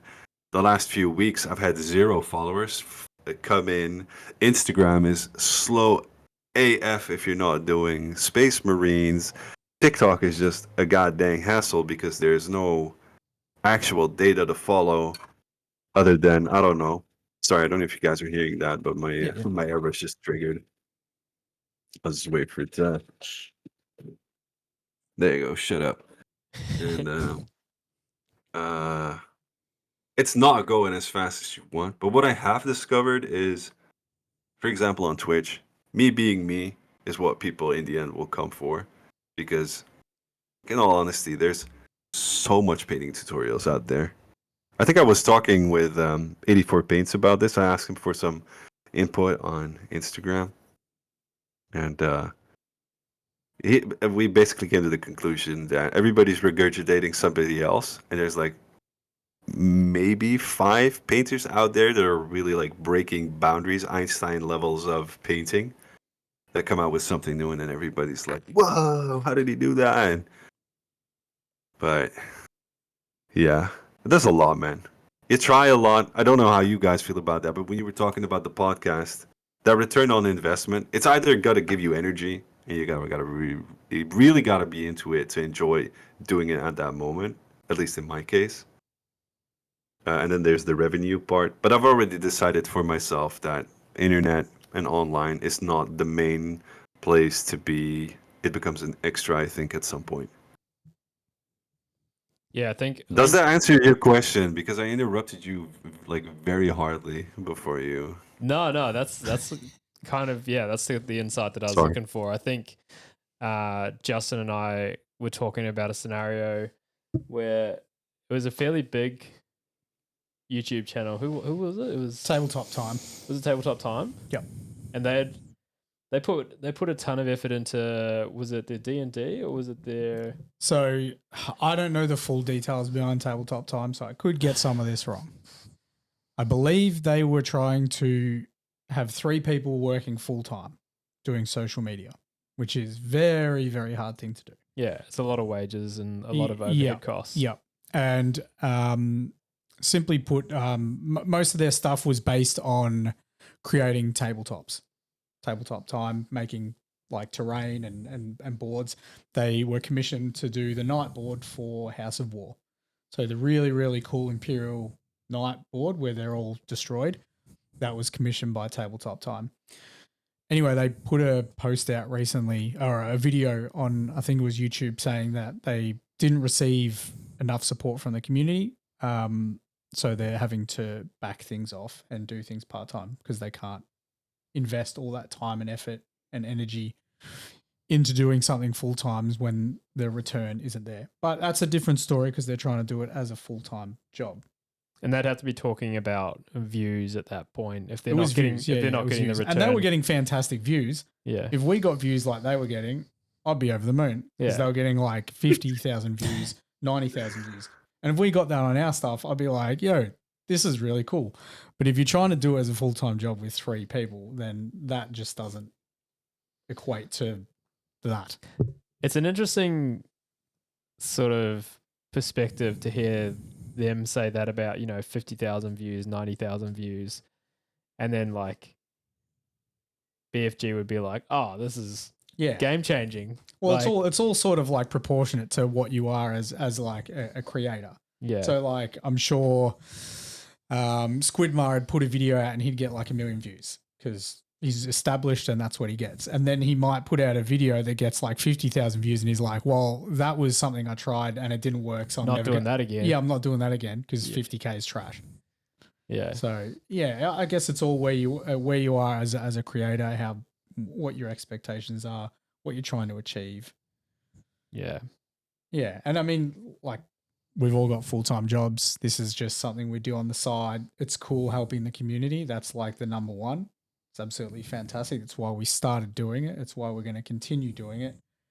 If it could evolve into something larger, that would be absolutely fantastic. But that's not what we're going to hang our hat on because if we did, we would have stopped doing it a long time ago. It's like, oh man, if we don't get 50,000 views, that's it. That'd be nuts. Yeah. Yeah, that'd be crazy. The podcast on YouTube's a really good example of it. Like I said, we get maybe 200 views. If we get 200 views on a podcast, that's really, really cool. Now, most people, after a year and only getting 200 views on something on YouTube, would just be like, why am I still doing this? Yeah. I think that comes down to the difference between having a passion for it and trying to, as Brush was saying, trying to chase that fast cash. Because especially I think nowadays with social media advertisers becoming social media. Well, there's like Speed and Senate and these guys that just stream and they don't particularly do anything on stream, but they're super, super popular. And everyone wants to be an influencer because they make it look like it's an easy path to go down. You upload a video, everyone watches your video, and guess what? You're now, as you're saying, you're now rich like Speed and that, but that's not how it works at all. So having the passion behind it also shows the community that you have, the person that you are, and that you're not just chasing the hype that Brush was saying, because everyone loves non-metal metallics, but you don't do non-metal metallics because that's not what you do.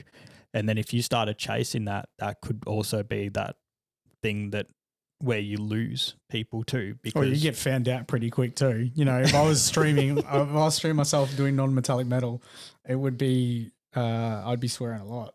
And people know I don't typically swear on stream, so they'd just be like, "Ooh, hang on, wait, what's going on here?" Yeah, yeah. I wonder, like, at what level do you get to that point where you become, I don't know, disheartened by the traction you gain? Like, you have to be at the ground level. I'd be lying if I said I didn't get disheartened sometimes. Yeah. Oh, totally. Because I'm just a human being. And Yeah. sometimes you like put something up and you're like, yo, this is going to hit, and it doesn't. And you're like, ooh, yeah. you know. But it happens. There's like the flip side as well. Because I remember, I can't even remember which video it was that we put out, but I was like, this is going to be it. This is one's going to be like so many views. Oh, one of the edits? Yeah, one of the edits. And then it went like nothing, like a couple thousand views or something like that. And then you just put out a throwaway video, like the magnet short or something like that. And it's like 250,000. And you're just like, I don't get it. Whatever.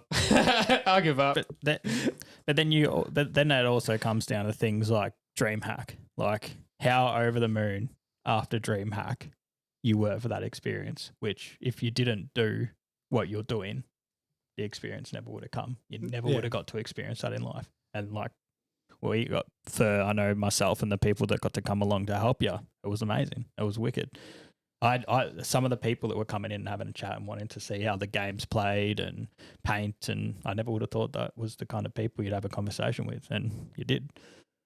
The passion, I think, changes. If you could like summarize why you started BFG, I feel like the DreamHack weekend was like such a great illustration of why you got into doing this. Like, you were introducing people to painting, showcasing the game of 40K to people that mostly had no idea what the hell we were doing. And I just like, you were like, from my perspective, you were in your element there. Like, that was super cool. I can't remember the weekend at all. Yeah, it was hectic. Yeah, Justin was blind the entire time. Too much energy drinks. Yeah, blind on monsters. Yeah. I do remember the weekend, and it was both hectic and the most fun I've had ever. It always felt like I felt like I was on edge. I was always like, oh, what's happening? Something's going to go real wrong real soon. Yeah. But yeah, no, it's a prime example of why we started doing it. Yeah. And that was a payoff in its own way, I think, personally. Like, that made everything we'd done beforehand worth it that weekend. It was just such a cool experience, meeting so many people, like teaching people to paint their first model. Yeah. And they I don't even know how many people ended up taking models home in the end that they'd painted themselves. It was like 100 people or something. 140 plus people we took through paint. And Victorious was just as good. Yeah. The amount of kids that painted models, like we're talking 4-year-olds, 5-year-olds, they had this model which just had a bunch of different paints on it. It would turn to their parents with the biggest smile on their face and just be like, look what I just painted. To them, they just won the Golden Demon Trophy. Yeah. Yeah. Yeah. And that's what it should be about, I think. Like, it's also evolved from that, like we never thought that we would be going to events to teach people how to paint. I didn't even know what PAX was. No. No, it was DreamHack. Oh, DreamHack, Mike? We got an email from DreamHack, and Mike's like, "Oh, we got an email from DreamHack," and I was like, "Dude, do you know who that is?" I was like, "Sounds sick." Yeah. And to Google, he's like, "Holy shit!" Yeah. They had like big stages and stuff, and I was like, "Ooh, not too sure how this is gonna work with the podcast, but let's do it." Yeah. No, it's kind of like you said, Brush, like just going out and making those connections, like networking, like you met Mark from Pluto, which has then become something else. Yep. From that. Even House of War, probably made a better connection with House of War because of DreamHack. Definitely. Yep. And we tried to connect with Monster, but they didn't want to know about hobbyists. Yeah. We'll keep trying. Yeah. They've got to. They have to. We can have Monster Nullen Oil. Yeah. So it is actually marketed drinkable energy drink. Unleash the beast. It would be a hit immediately, man.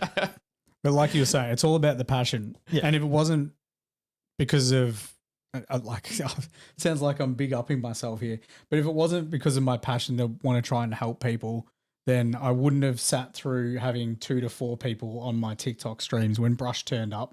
He was one of the very first people to turn up and watch my streams and continue with that. You know, if you were looking for that, if you're looking for that sort of payout, well, yeah, man, it's gonna be tough. It was a passion before you turned it into what you turned it into as well, which helps, and people can see that. Well, I used to get people to come around. I'd have like 10 people around in my house and take them through painting. Yeah. So. This one died. That's what I get for not charging my headphone. Well, we Yeah, have. but you couldn't have imagined It's all right. all This the is why I things kept that it you've big. reached over the last year, right? No, not at all. There was many instances where, and I'd do it with Mark now because Mike's obviously doing his Sparky stuff. So both of these guys, there'd be times where I'd just be like, I never thought. It was always, that's how I'd start like a conversation. I'd be like, I never thought we'd be going to PAX. Yeah. I never thought we'd be going to DreamHack. I never thought we'd take 140 people through painting classes. So I just want to keep being able to say that. I never thought I'd get to the UK to take some paint classes. Even the team that at DreamHack, like me and Mike knew each other, but not that well. Tiny came down from Adelaide. Marvin, like you'd met Marvin a couple of times beforehand, but as a whole, it wasn't like everyone there was a group of people that we had known each other for years and years, other than you working with Judd, me knowing Judd for years, but the others, and like, let's not forget Rach and Victorious. Yeah, exactly. But like every time that those groups have come together, it was literally like we were mates for forever. Like there was never any moments at any of the events that we've done yet, even with people that we've never met, just because of the passion of the hobby. Yeah. You're like, you can't ask for much more than that, really. Like you can, but over time, but just that alone is great. More of that. Yeah, more of that. Like that's wicked. That's what I'm asking for. More of that. I think that's what I want to see especially with BFG. And I mean, Brush, you're obviously making moves with your community as well. You know, BrushCon 2024. The Liquor Invitational. That's that sort of stuff. I think is where I don't know if it's where. Well, that's what you envision. You've envisioned the Battleforged League. Yeah, absolutely. That sort of stuff where you just really becomes like a staple in the gaming community, in the tabletop community. Like you become a part of the fabric of the community. That's what I think those people that are chasing that quick cash don't realize is like, you know, people see through your BS. Do you want to be quick. like, you know, fly in, fly out, like quick cash grab sort of thing, or do you want to actually become a part of the community and make it better? Which like we did as BFG by just going to DreamHack, and like even if we got like one or two of those people into the hobby, they came into it in like the most positive way you could imagine. Like how was the vibe of everyone at that show? Like we were all just so happy to be there. Yeah. And we didn't belong there. We shouldn't have been there. Like we had no business being at DreamHack, but it was just like we were that. If Ben's watching this, no, we totally did. Yeah, Can I interrupt really quick, and can I take 5 minutes because I made a stew this morning and I really got to stir the pot. Absolutely. I'll be like 5 minutes, absolute max. I'll be right back. No worries. I don't know. I might pop this champagne. I don't know.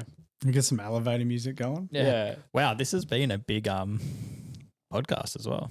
What time are we at? 9:45. It's because of Brush. He's always so chatty. Sick of it. He's only saying that because he's struggling to open some. Yeah, I don't. This is not my usual drink. This is a classic. Is it stuff. warm now? Are you meant to have champagne warm? I don't even know. I'm just Red there's wine. not Red's too the many stuff bottles you're in here normally to not meant smash, to is drink cold. Red. Easy, just like if it's not a can, I don't know what to do. Brush is missing out at this point. How's this? I didn't have any flutes, so we just got this big ass thing. Well, happy first birthday. What can I not smash? Probably not. Oh my lord. That went. Holy shit. Yeah, I was going to hold on to it. Stuff that. I'm blowing that up. Judd comes back in later with a cork stuck in the wall or something. I spent ages painting that wall white too. My brother left that black when he left. what? Yeah. So I had a lot of layers of paint. I realized as I'm like pouring this, these glasses are freaking huge. Yeah, you just gave me half the bowl of champagne. Would you like a liter of cola? What's a liter of cola? It's French for give me some fucking cola. Congratulations. Thanks, man. I'll pour one back. for you. Might be a while. All persisting, yeah. Yeah. Send it along with Mark in the canoe. Yeah, I'll bring it with me. No. 1 year of the podcast though, like it came up pretty quick. Yeah. Cheers, man. I mean, Cheers, boys. the goal was 20, wasn't it? 20 No, the goal was 20 episodes. Because that would get us into the 1% of podcasters. Yeah. And we made it. Absolutely. 1%. It's pretty good. It is pretty good. I don't know if we need to recheck that stat, but You reckon it's changed? who cares? I'm not paying Well, we're going to attention. get into a smaller percentage each episode we go. Yeah, Yeah, well there's and it's probably been down. Or, yeah, no, you're probably on a smaller scale because a lot of people see podcasts, make podcasts, and they become a part of that 99% real quick, man. It's probably 0.5% already. It wasn't easy starting the podcast either. We might as well chat about the podcast being the podcast birthday. yeah. What do you want to talk about? Remember that one episode? Nah. Just flashbacks. just how I mean, we got into a flow with it, right? Do you remember the first episode? Like we were super nervous. So Yeah, I remember every It episode. was just me and Oh, that's right. Yeah. it was just me and Mike just sitting across from each other, chatting about how we got into the hobby. And I still think it's a very, very good episode. But we finished on a huge high. I think we went and got schnitz and we're just like, Yeah. dude. We're practically like high-fiving down the stairs. Yeah, we're just like, dude, we've we crushed just this. did a podcast. I think I'll leave this podcast today. I'll still be on a massive high, I think. Like it's such a bizarre thing. I don't know what causes it. It's a lot of fun. The people we talk to as well. It's like we're saying, it's the passion that everyone has. It's not like you're getting random it's people infectious. on. Yeah, and you're not getting random people on with completely different. Like if we got someone, if this wasn't a podcast about like Warhammer or something, and it was a podcast say about cars. Like cars are cool. I like cars, but I couldn't sit there for 2 hours and chat to someone about their V8 engine in their car. I'd lose interest. But you know, Warhammer, it's getting everyone else's views on it. I can sit there and talk about it all 26 episodes later. day. Yeah. Absolutely. It is both very, very easy to do because you do tend to just start chatting with a guest. Sometimes we've had guests on that are very nervous, but they quickly realize it's just a bunch of people sitting down chatting Yeah. about hobby. Yep. Which It's is not a job interview. Which is very easy to do. But on the other hand, it's difficult to find guests because you can't always have that. Like I never want to be the podcast that always has the same guest day after day, because then I feel like we lose a little Is bit that of my sign, Justin? No, Do I go now? we've had a year in between episodes, but I feel like you can water a podcast down if it's always the same people. I love getting on new people with their passion and finding out how they got into the hobby and their stories. And like when we have a gap in between, I think it's been 8 months since we've had Brush on the podcast. We've got 8 months of stuff to talk about. Yeah. Which I think is awesome. It's definitely, it's super interesting. Like it's cool to get the return guest, obviously, because you've already got that connection. Like we can brush over, pun not intended. Yeah. Like, It was. we can brush over his intro, like, and we can just dive straight into like, you know, where you at, how's things changed for you. So, and I think that's a really cool part of getting people back, but in the same aspect, like getting people on that we've never met before, which is like most of the guests. That's really fun because you're genuinely curious about like, how did you come across the hobby? It's It's like you literally have no idea. Yeah, have a natural conversation as well. Absolutely. Well, Yeah. we met a hobbyist last week. We met Hungry Nash at the Kit Bash Up. Oh, Yeah, so people might know him from IG. John. John. Yep. Hi, it's me, John. So we met him, and we'll have him on a podcast eventually. He's from New Zealand, and his story is very, very interesting. I don't even want to touch on it. Some of the stuff he was chatting about is way different to anything else we've chatted to hobbyists about. So, yeah. That's again just someone that spoken to over Instagram, met up with him because he was coming to Australia. And Yeah, if it wasn't for we were hanging out. Instagram, I'd find it very difficult to find new guests because we sort of just shoot messages off, and sometimes we get a reply, sometimes we get absolutely nothing at all. So that's one of the hard parts of the podcast. Yeah. It started off as getting our nerves. That was the hard part, was getting our nerves and being like, oh, how are we going to fill a podcast? And now the hard part is finding the guests. Yeah, absolutely. Yeah, I think, have you found, like, with your community, Brush, have you found making connections through Instagram, is that something easy for you to do? I know you've reached out to a lot of artists for, charity and the events you do.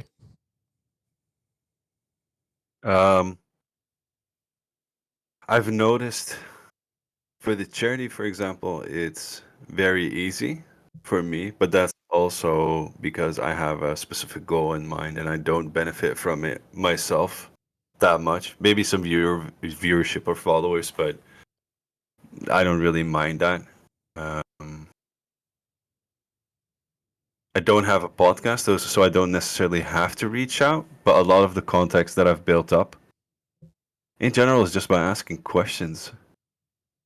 When I was talking to 84 Paints, for example, I just shot him a message. I think he did a story on how he reset his algorithm on Instagram, and I was like, I have a question about that. So I just sent him a message like, yo, we had been in touch. He had been in my stream sometimes, but in general, I don't really reach out or need to reach out like you guys do for the podcast, for example. But what I always do is I always check with my immediate network. Like, do you guys know anybody? Or do you guys know this specific person? Could you introduce me to them with this question? I think even Darcy Bono, I messaged her about a sponsorship deal that I did with Critrify. I got an email from Hong Kong. I was like, what the hell am I going to do with this? Searched up the address. Was some office building in Hong Kong. I was like, I don't know, man. Might be the chance that I do this and then, have my bank account emptied. But I sent Darcy a message like, yo, I saw you post a story on that. What do you think of them? Asked her how she approached sponsorships, and that's basically the conversation that we had. And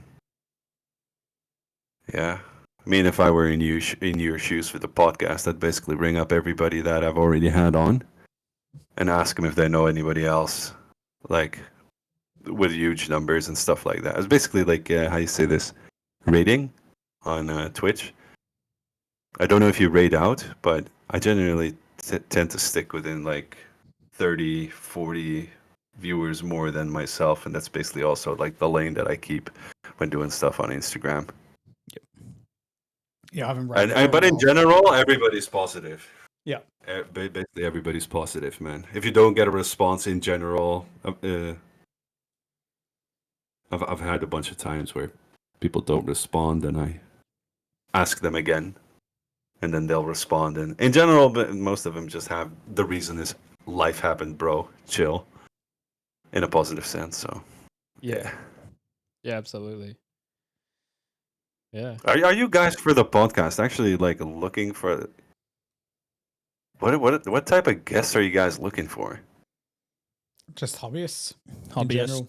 Doesn't even need to be Warhammer hobbyists. Like we had Ben on from Ghostfire Gaming. That was just D&D focused. We've had Pluto Miniatures on talking about 3D printing in general.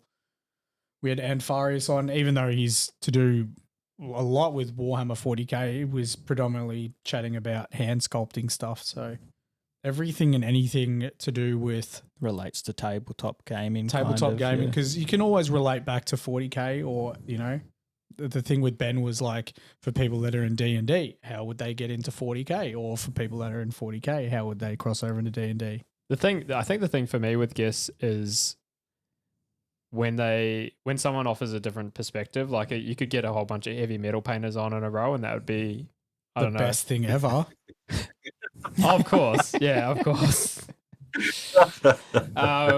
Except yeah. none of them will come on because they're all under contract. Yeah, we know that's we know right. that they'll never do any strict rules media, to not chat to Justin. Yeah, to just media in general. but yeah, there's. I think Me and that would Darren be. are bros. He shared my stuff. All right. What's that? Me and Darren are bros. Oh yeah, absolutely. If it wasn't for GW, he'd be on the show next week. For sure. Absolutely. But Wait, are you guys serious that people on the Games Workshop Heavy Metal team are not allowed to speak outside of anything assigned by GW? You will typically get a response of check with the media division of Games Workshop, and they'll just give you a flat no. yeah, Really? Yeah, Games Workshop don't allow outside interviews. I think outside media.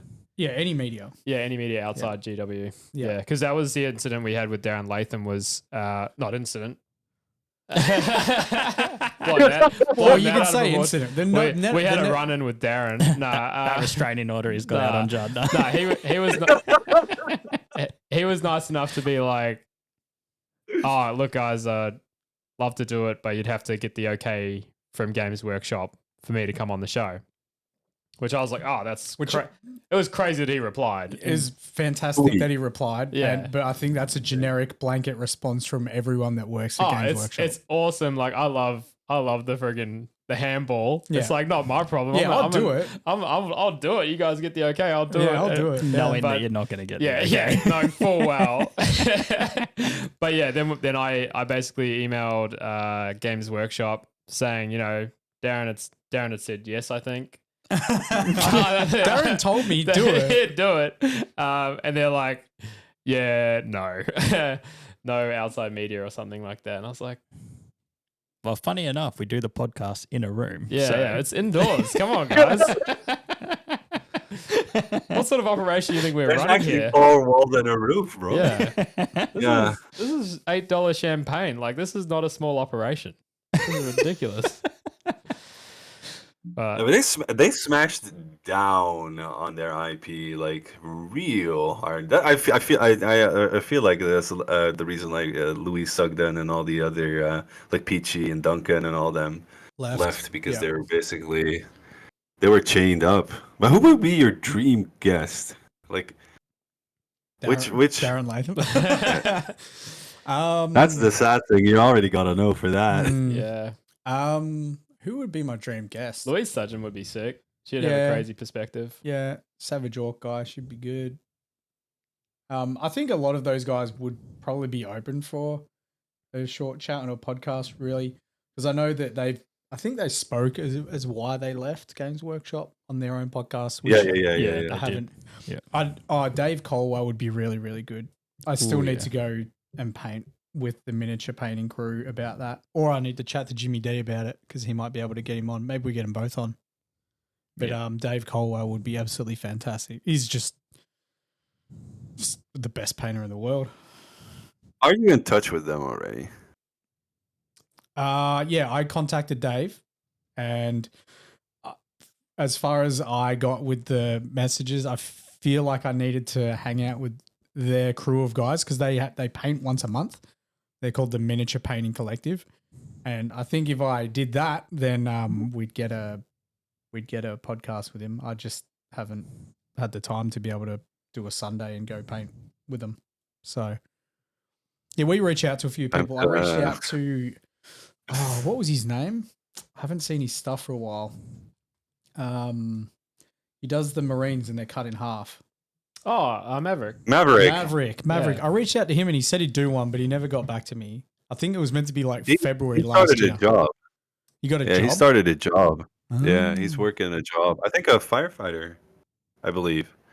Yeah, because he was, But, I think he was a paramedic Because he's super open with his community. Like he keeps everyone in the loop of what's going on with his personal life and stuff, which is pretty cool. But yeah, I think he was a paramedic, stopped for a bit, and that's when he got into miniature painting.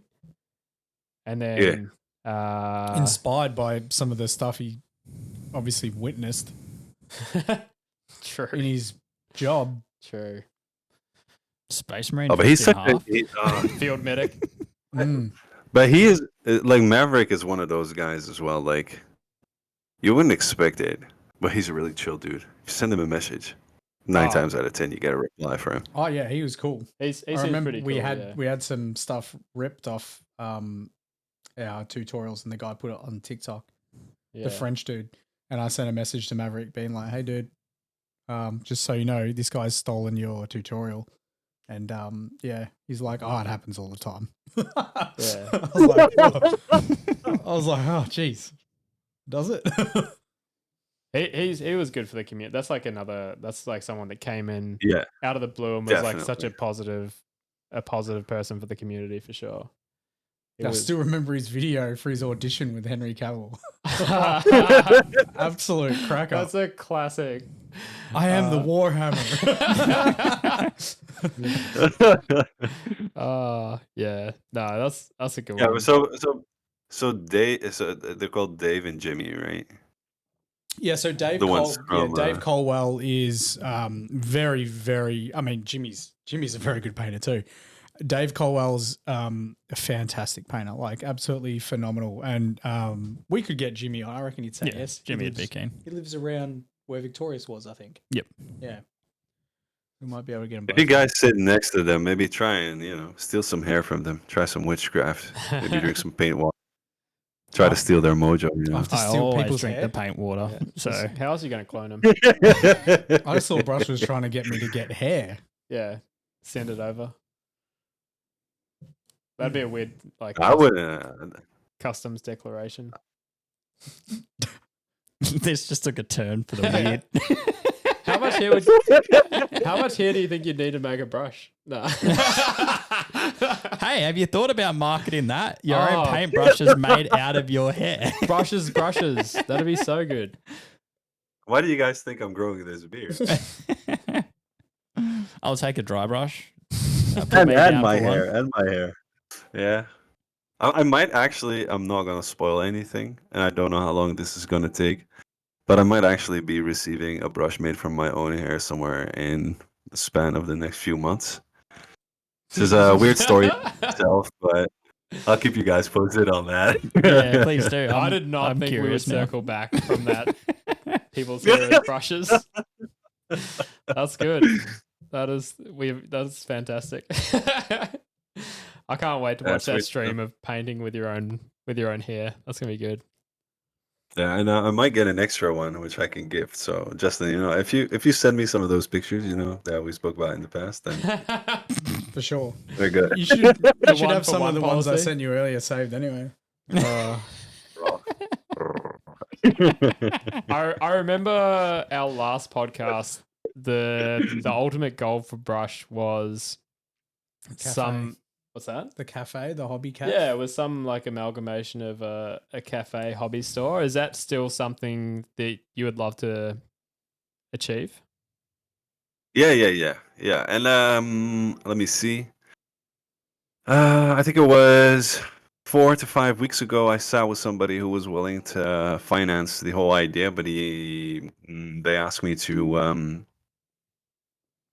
I'm not a guy that writes plans. Okay, a lot of the stuff that I do, I have no idea how to approach it. It's more like I have a result that I want to achieve, and I want to get the journey going to that result as fast as possible. So, mostly what I do is I do a thing one time, and then from there on, learn and start planning from that point on. So he asked me to. I also hate numbers, by the way, like absolutely hate numbers and loathe stuff like Excel, Office Excel. So I asked a buddy of mine to help me out with that. I think I came down to a full-on finance plan of about $25K for 3 years. Talking with my girlfriend, was like, we got to do this. He was like, looks good, add some numbers here and there, and then we'll discuss it. And that's basically where it's stranded now. I can't get a hold of him. I also know that he's very busy and also became a dad. So I'll try and reach out to him next week again. But I got an office, got the contract from GW, and yeah, basically from the point that we start, which for me now, a gut feeling says is going to be January because I'm gonna get a second child in October. Yeah. Take 2 weeks off to organize stuff, but it's still in the works. I got some other friends helping me out as well. So if this doesn't work, then it's something that's gonna get there, either left, right, or center. Just gotta persist onwards. I already got a bunch of people lined up that want to buy as well. So That's amazing, man. Like that's a pretty epic goal, I think, in general. And like, what is it, 8 months since we spoke about it? You're on the verge of achieving it. That's very, very, very cool. going too slow. I gotta go faster. That's my issue. Always with this type of deal. When I start something, I gotta get it done immediately. Yeah. Is that why you've got 2 kids? Actually, the second one, we actually gave up on the second one. Man. We actually had an appointment. We had an appointment with a fertility clinic, I think you call it in English. Yep. And we didn't given up. And then I think the day before we were supposed to meet up with the lady that was gonna help us out, my girlfriend came from the toilet and she was like, "We're gonna be parents again." Hey, so it was meant to be. We both broke down crying, man. Awesome news, man. Well, that's good. That's a good. Yeah, it was really good.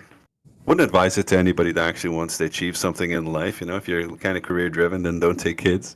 It's a balancing act, but it's also, hey, you know what they say? It's the best thing in the world, and it's the worst thing in the world. But yeah. And then the whole I don't think any of entrepreneurial us. I stuff. don't think any of us would know. Yeah.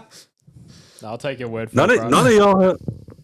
How old are you guys anyway? Can I ask this? Honestly, you don't ask a lady her age, but I mean, all of you got mustaches, so. I'm always open with my age. I'm 41. I 21? turned 34 in a week. Yeah, I'm 32 in 2 weeks. So Yeah, okay, so right around that age. Yeah. Yeah. I'm old But for the a thing is- first year apprentice, but nah. I always had a gut feeling that being a father was in my system. Yeah. But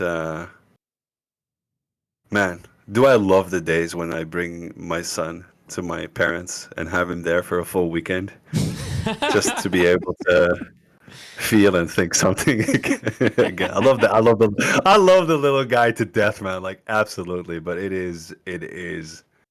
I think if I get like 4 to 5 hours of sleep at night now, then I've had a good night's rest. So how old are you, Brush? I'm turning 36 on the 5th of October. Yeah, nice. It's all in the same sort of bracket. I also feel like you gotta be in this bracket to enjoy the hobby as we do, because when you're like 18 years old and you want a full Tyranid army, then good luck, bro.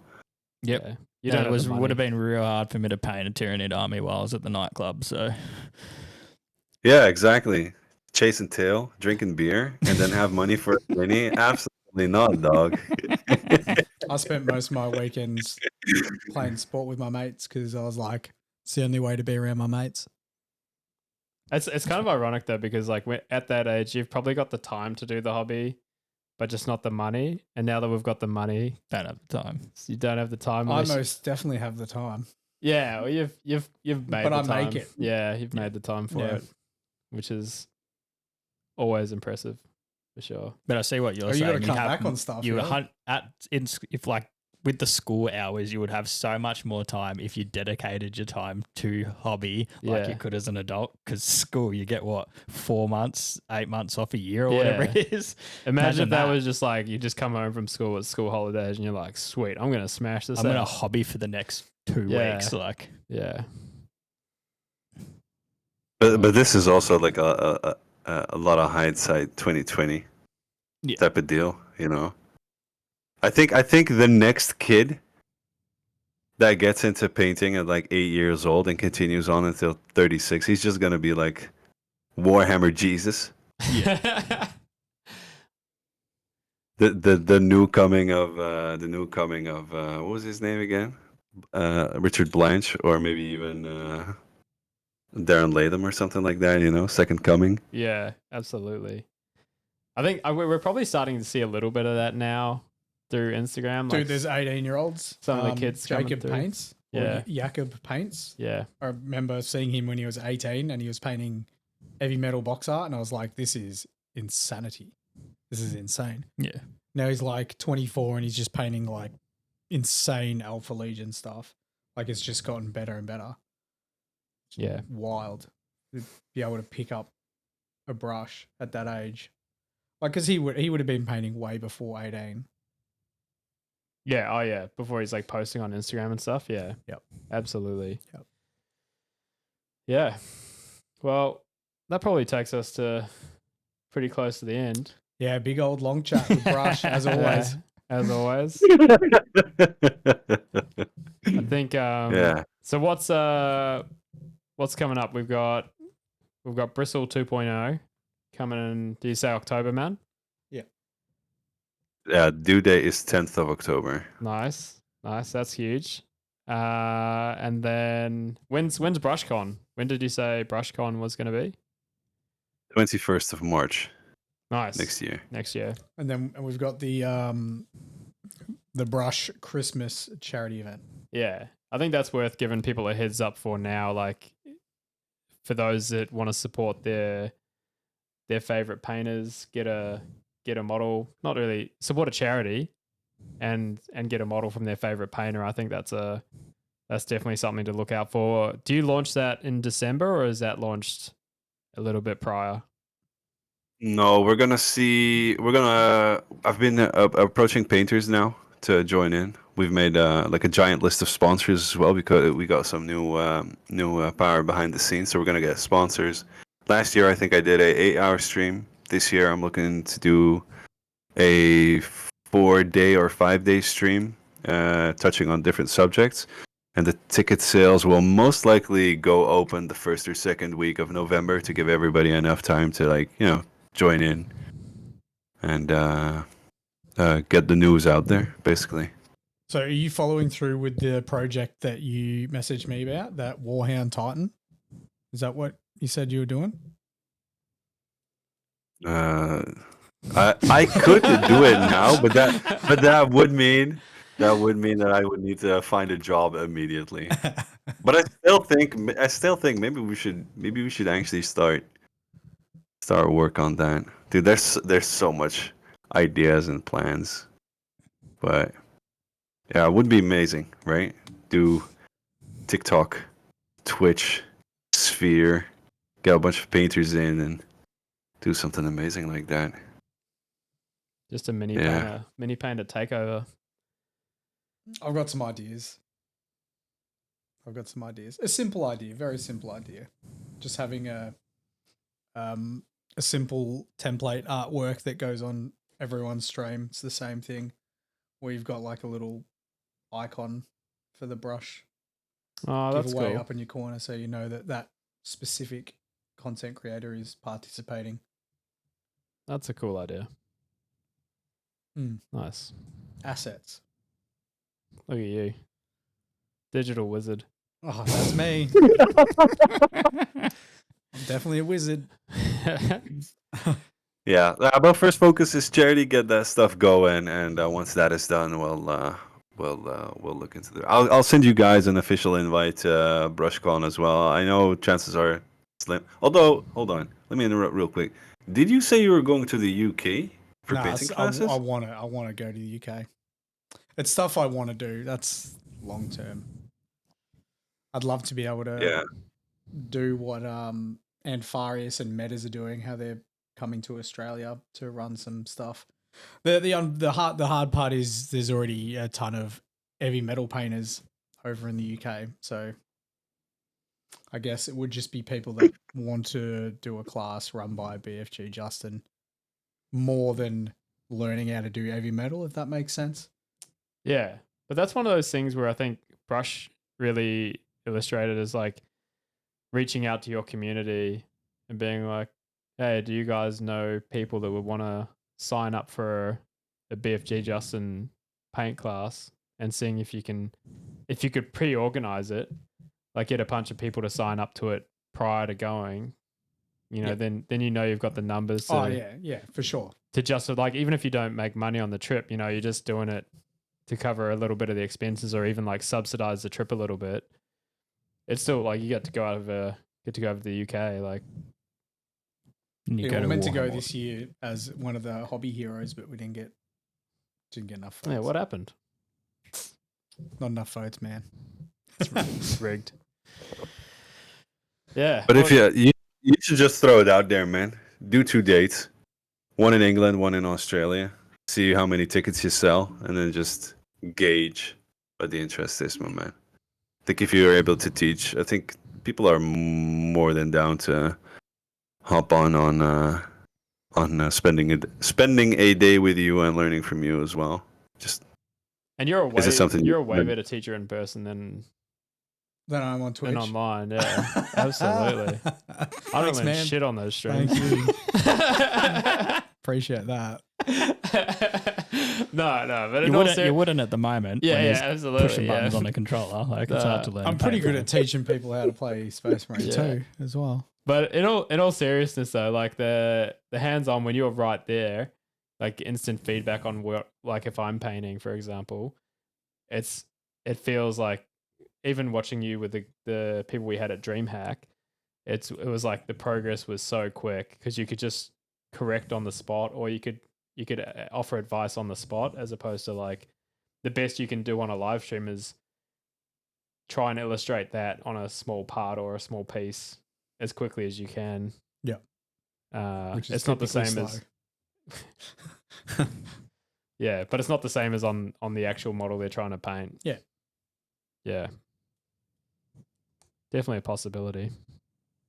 So Cool. what's next for you? Me, I've got a couple of weeks of Space Marine 2 before I get back to painting. But I'm being honest here. So I've got a Land Raider that's basically nearly done. I need to do some weathering on some tracks. That'll get that thing finished, which is going to be something that is part of the army, so I can go to tournaments, which would be really cool. Before Space Marine 2 dropped, I did start another model. So it's the Ancient to finish off my command squad. So my gold armor, the gold armor that I paint better than Games Workshop. Get in contact with me. You know my contact details. So I'll be finishing off that model at some point, which is really cool. And then some Pluto miniatures for sure. Like those elementals, we want to be painting those before the event and during the event. And then I've got the model for Brush's charity, which I'll be putting I'll be putting heaps of hours into. I'll be painting that on and off stream. I still haven't decided. It could be a Lion model. It'll definitely be Space Marine though, because I need to paint something that I'm known for, and I'm serious. I want to sell the most tickets. So don't worry about him replying to your message, Brush. It sounds like he's in on the charity. Oh yeah, Brush already knew that. He knew I was down.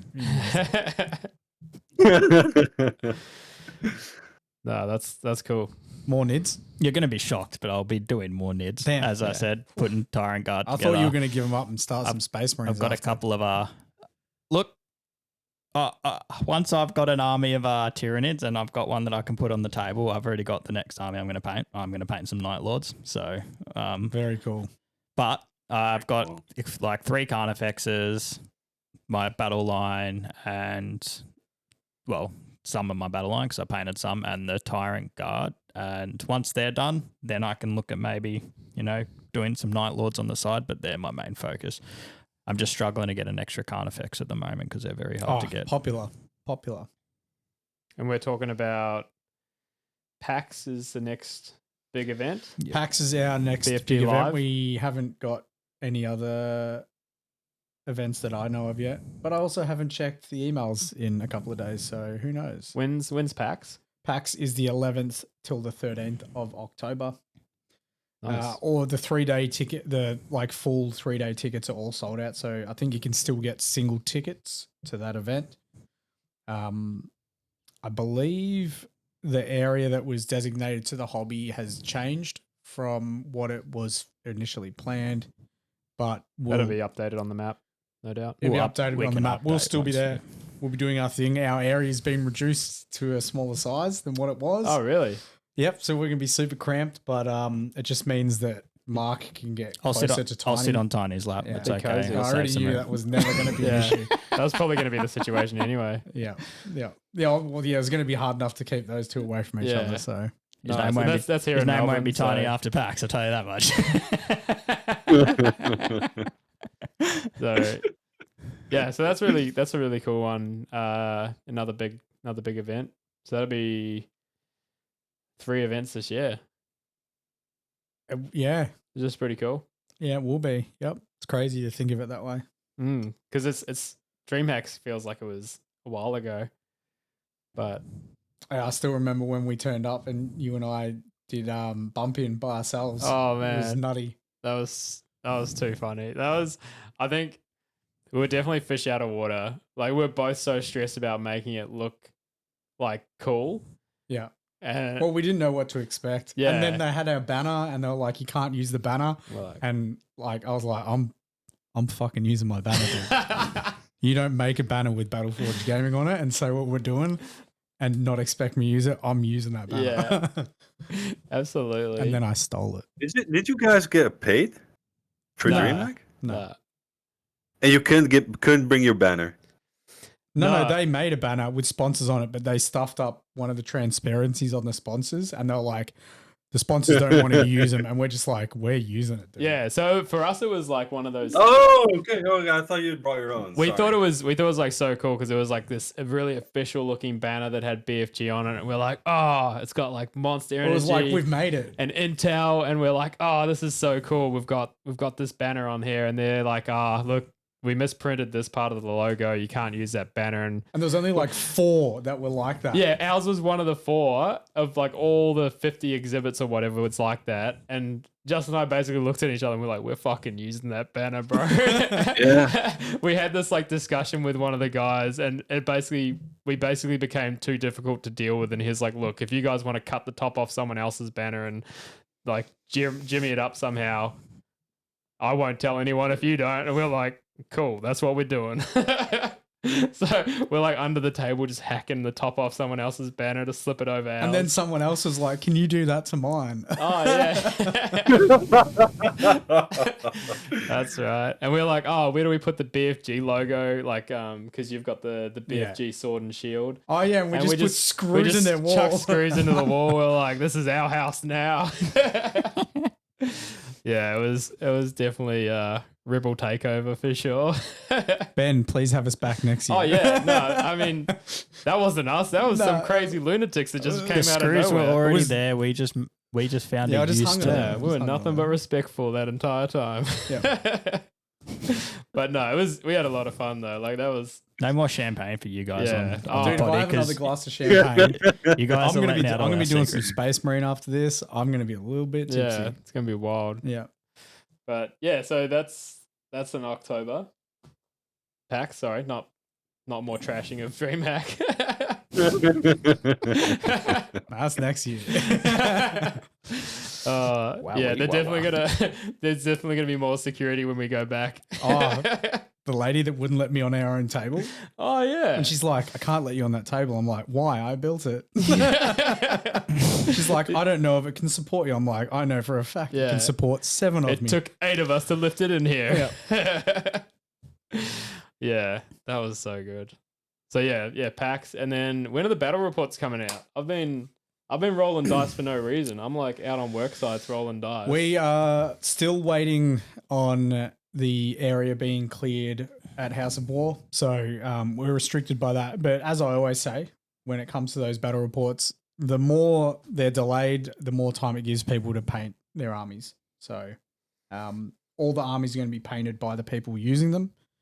And it's very hard to paint 2 armies. So the more models people can paint, the more options they'll have to bring, the more lists they can have, the more interesting it'll be. Are So you still? I don't look at it as a negative with it being delayed, but the forge, the bunker, the Battleforged bunker, whatever we're going to call it, the hub, I've pictured it in my mind. It's gonna be You've got a vision. it's gonna be phenomenal. It's gonna Oh, be yeah. so good. Cool. Yeah. Yeah, it is.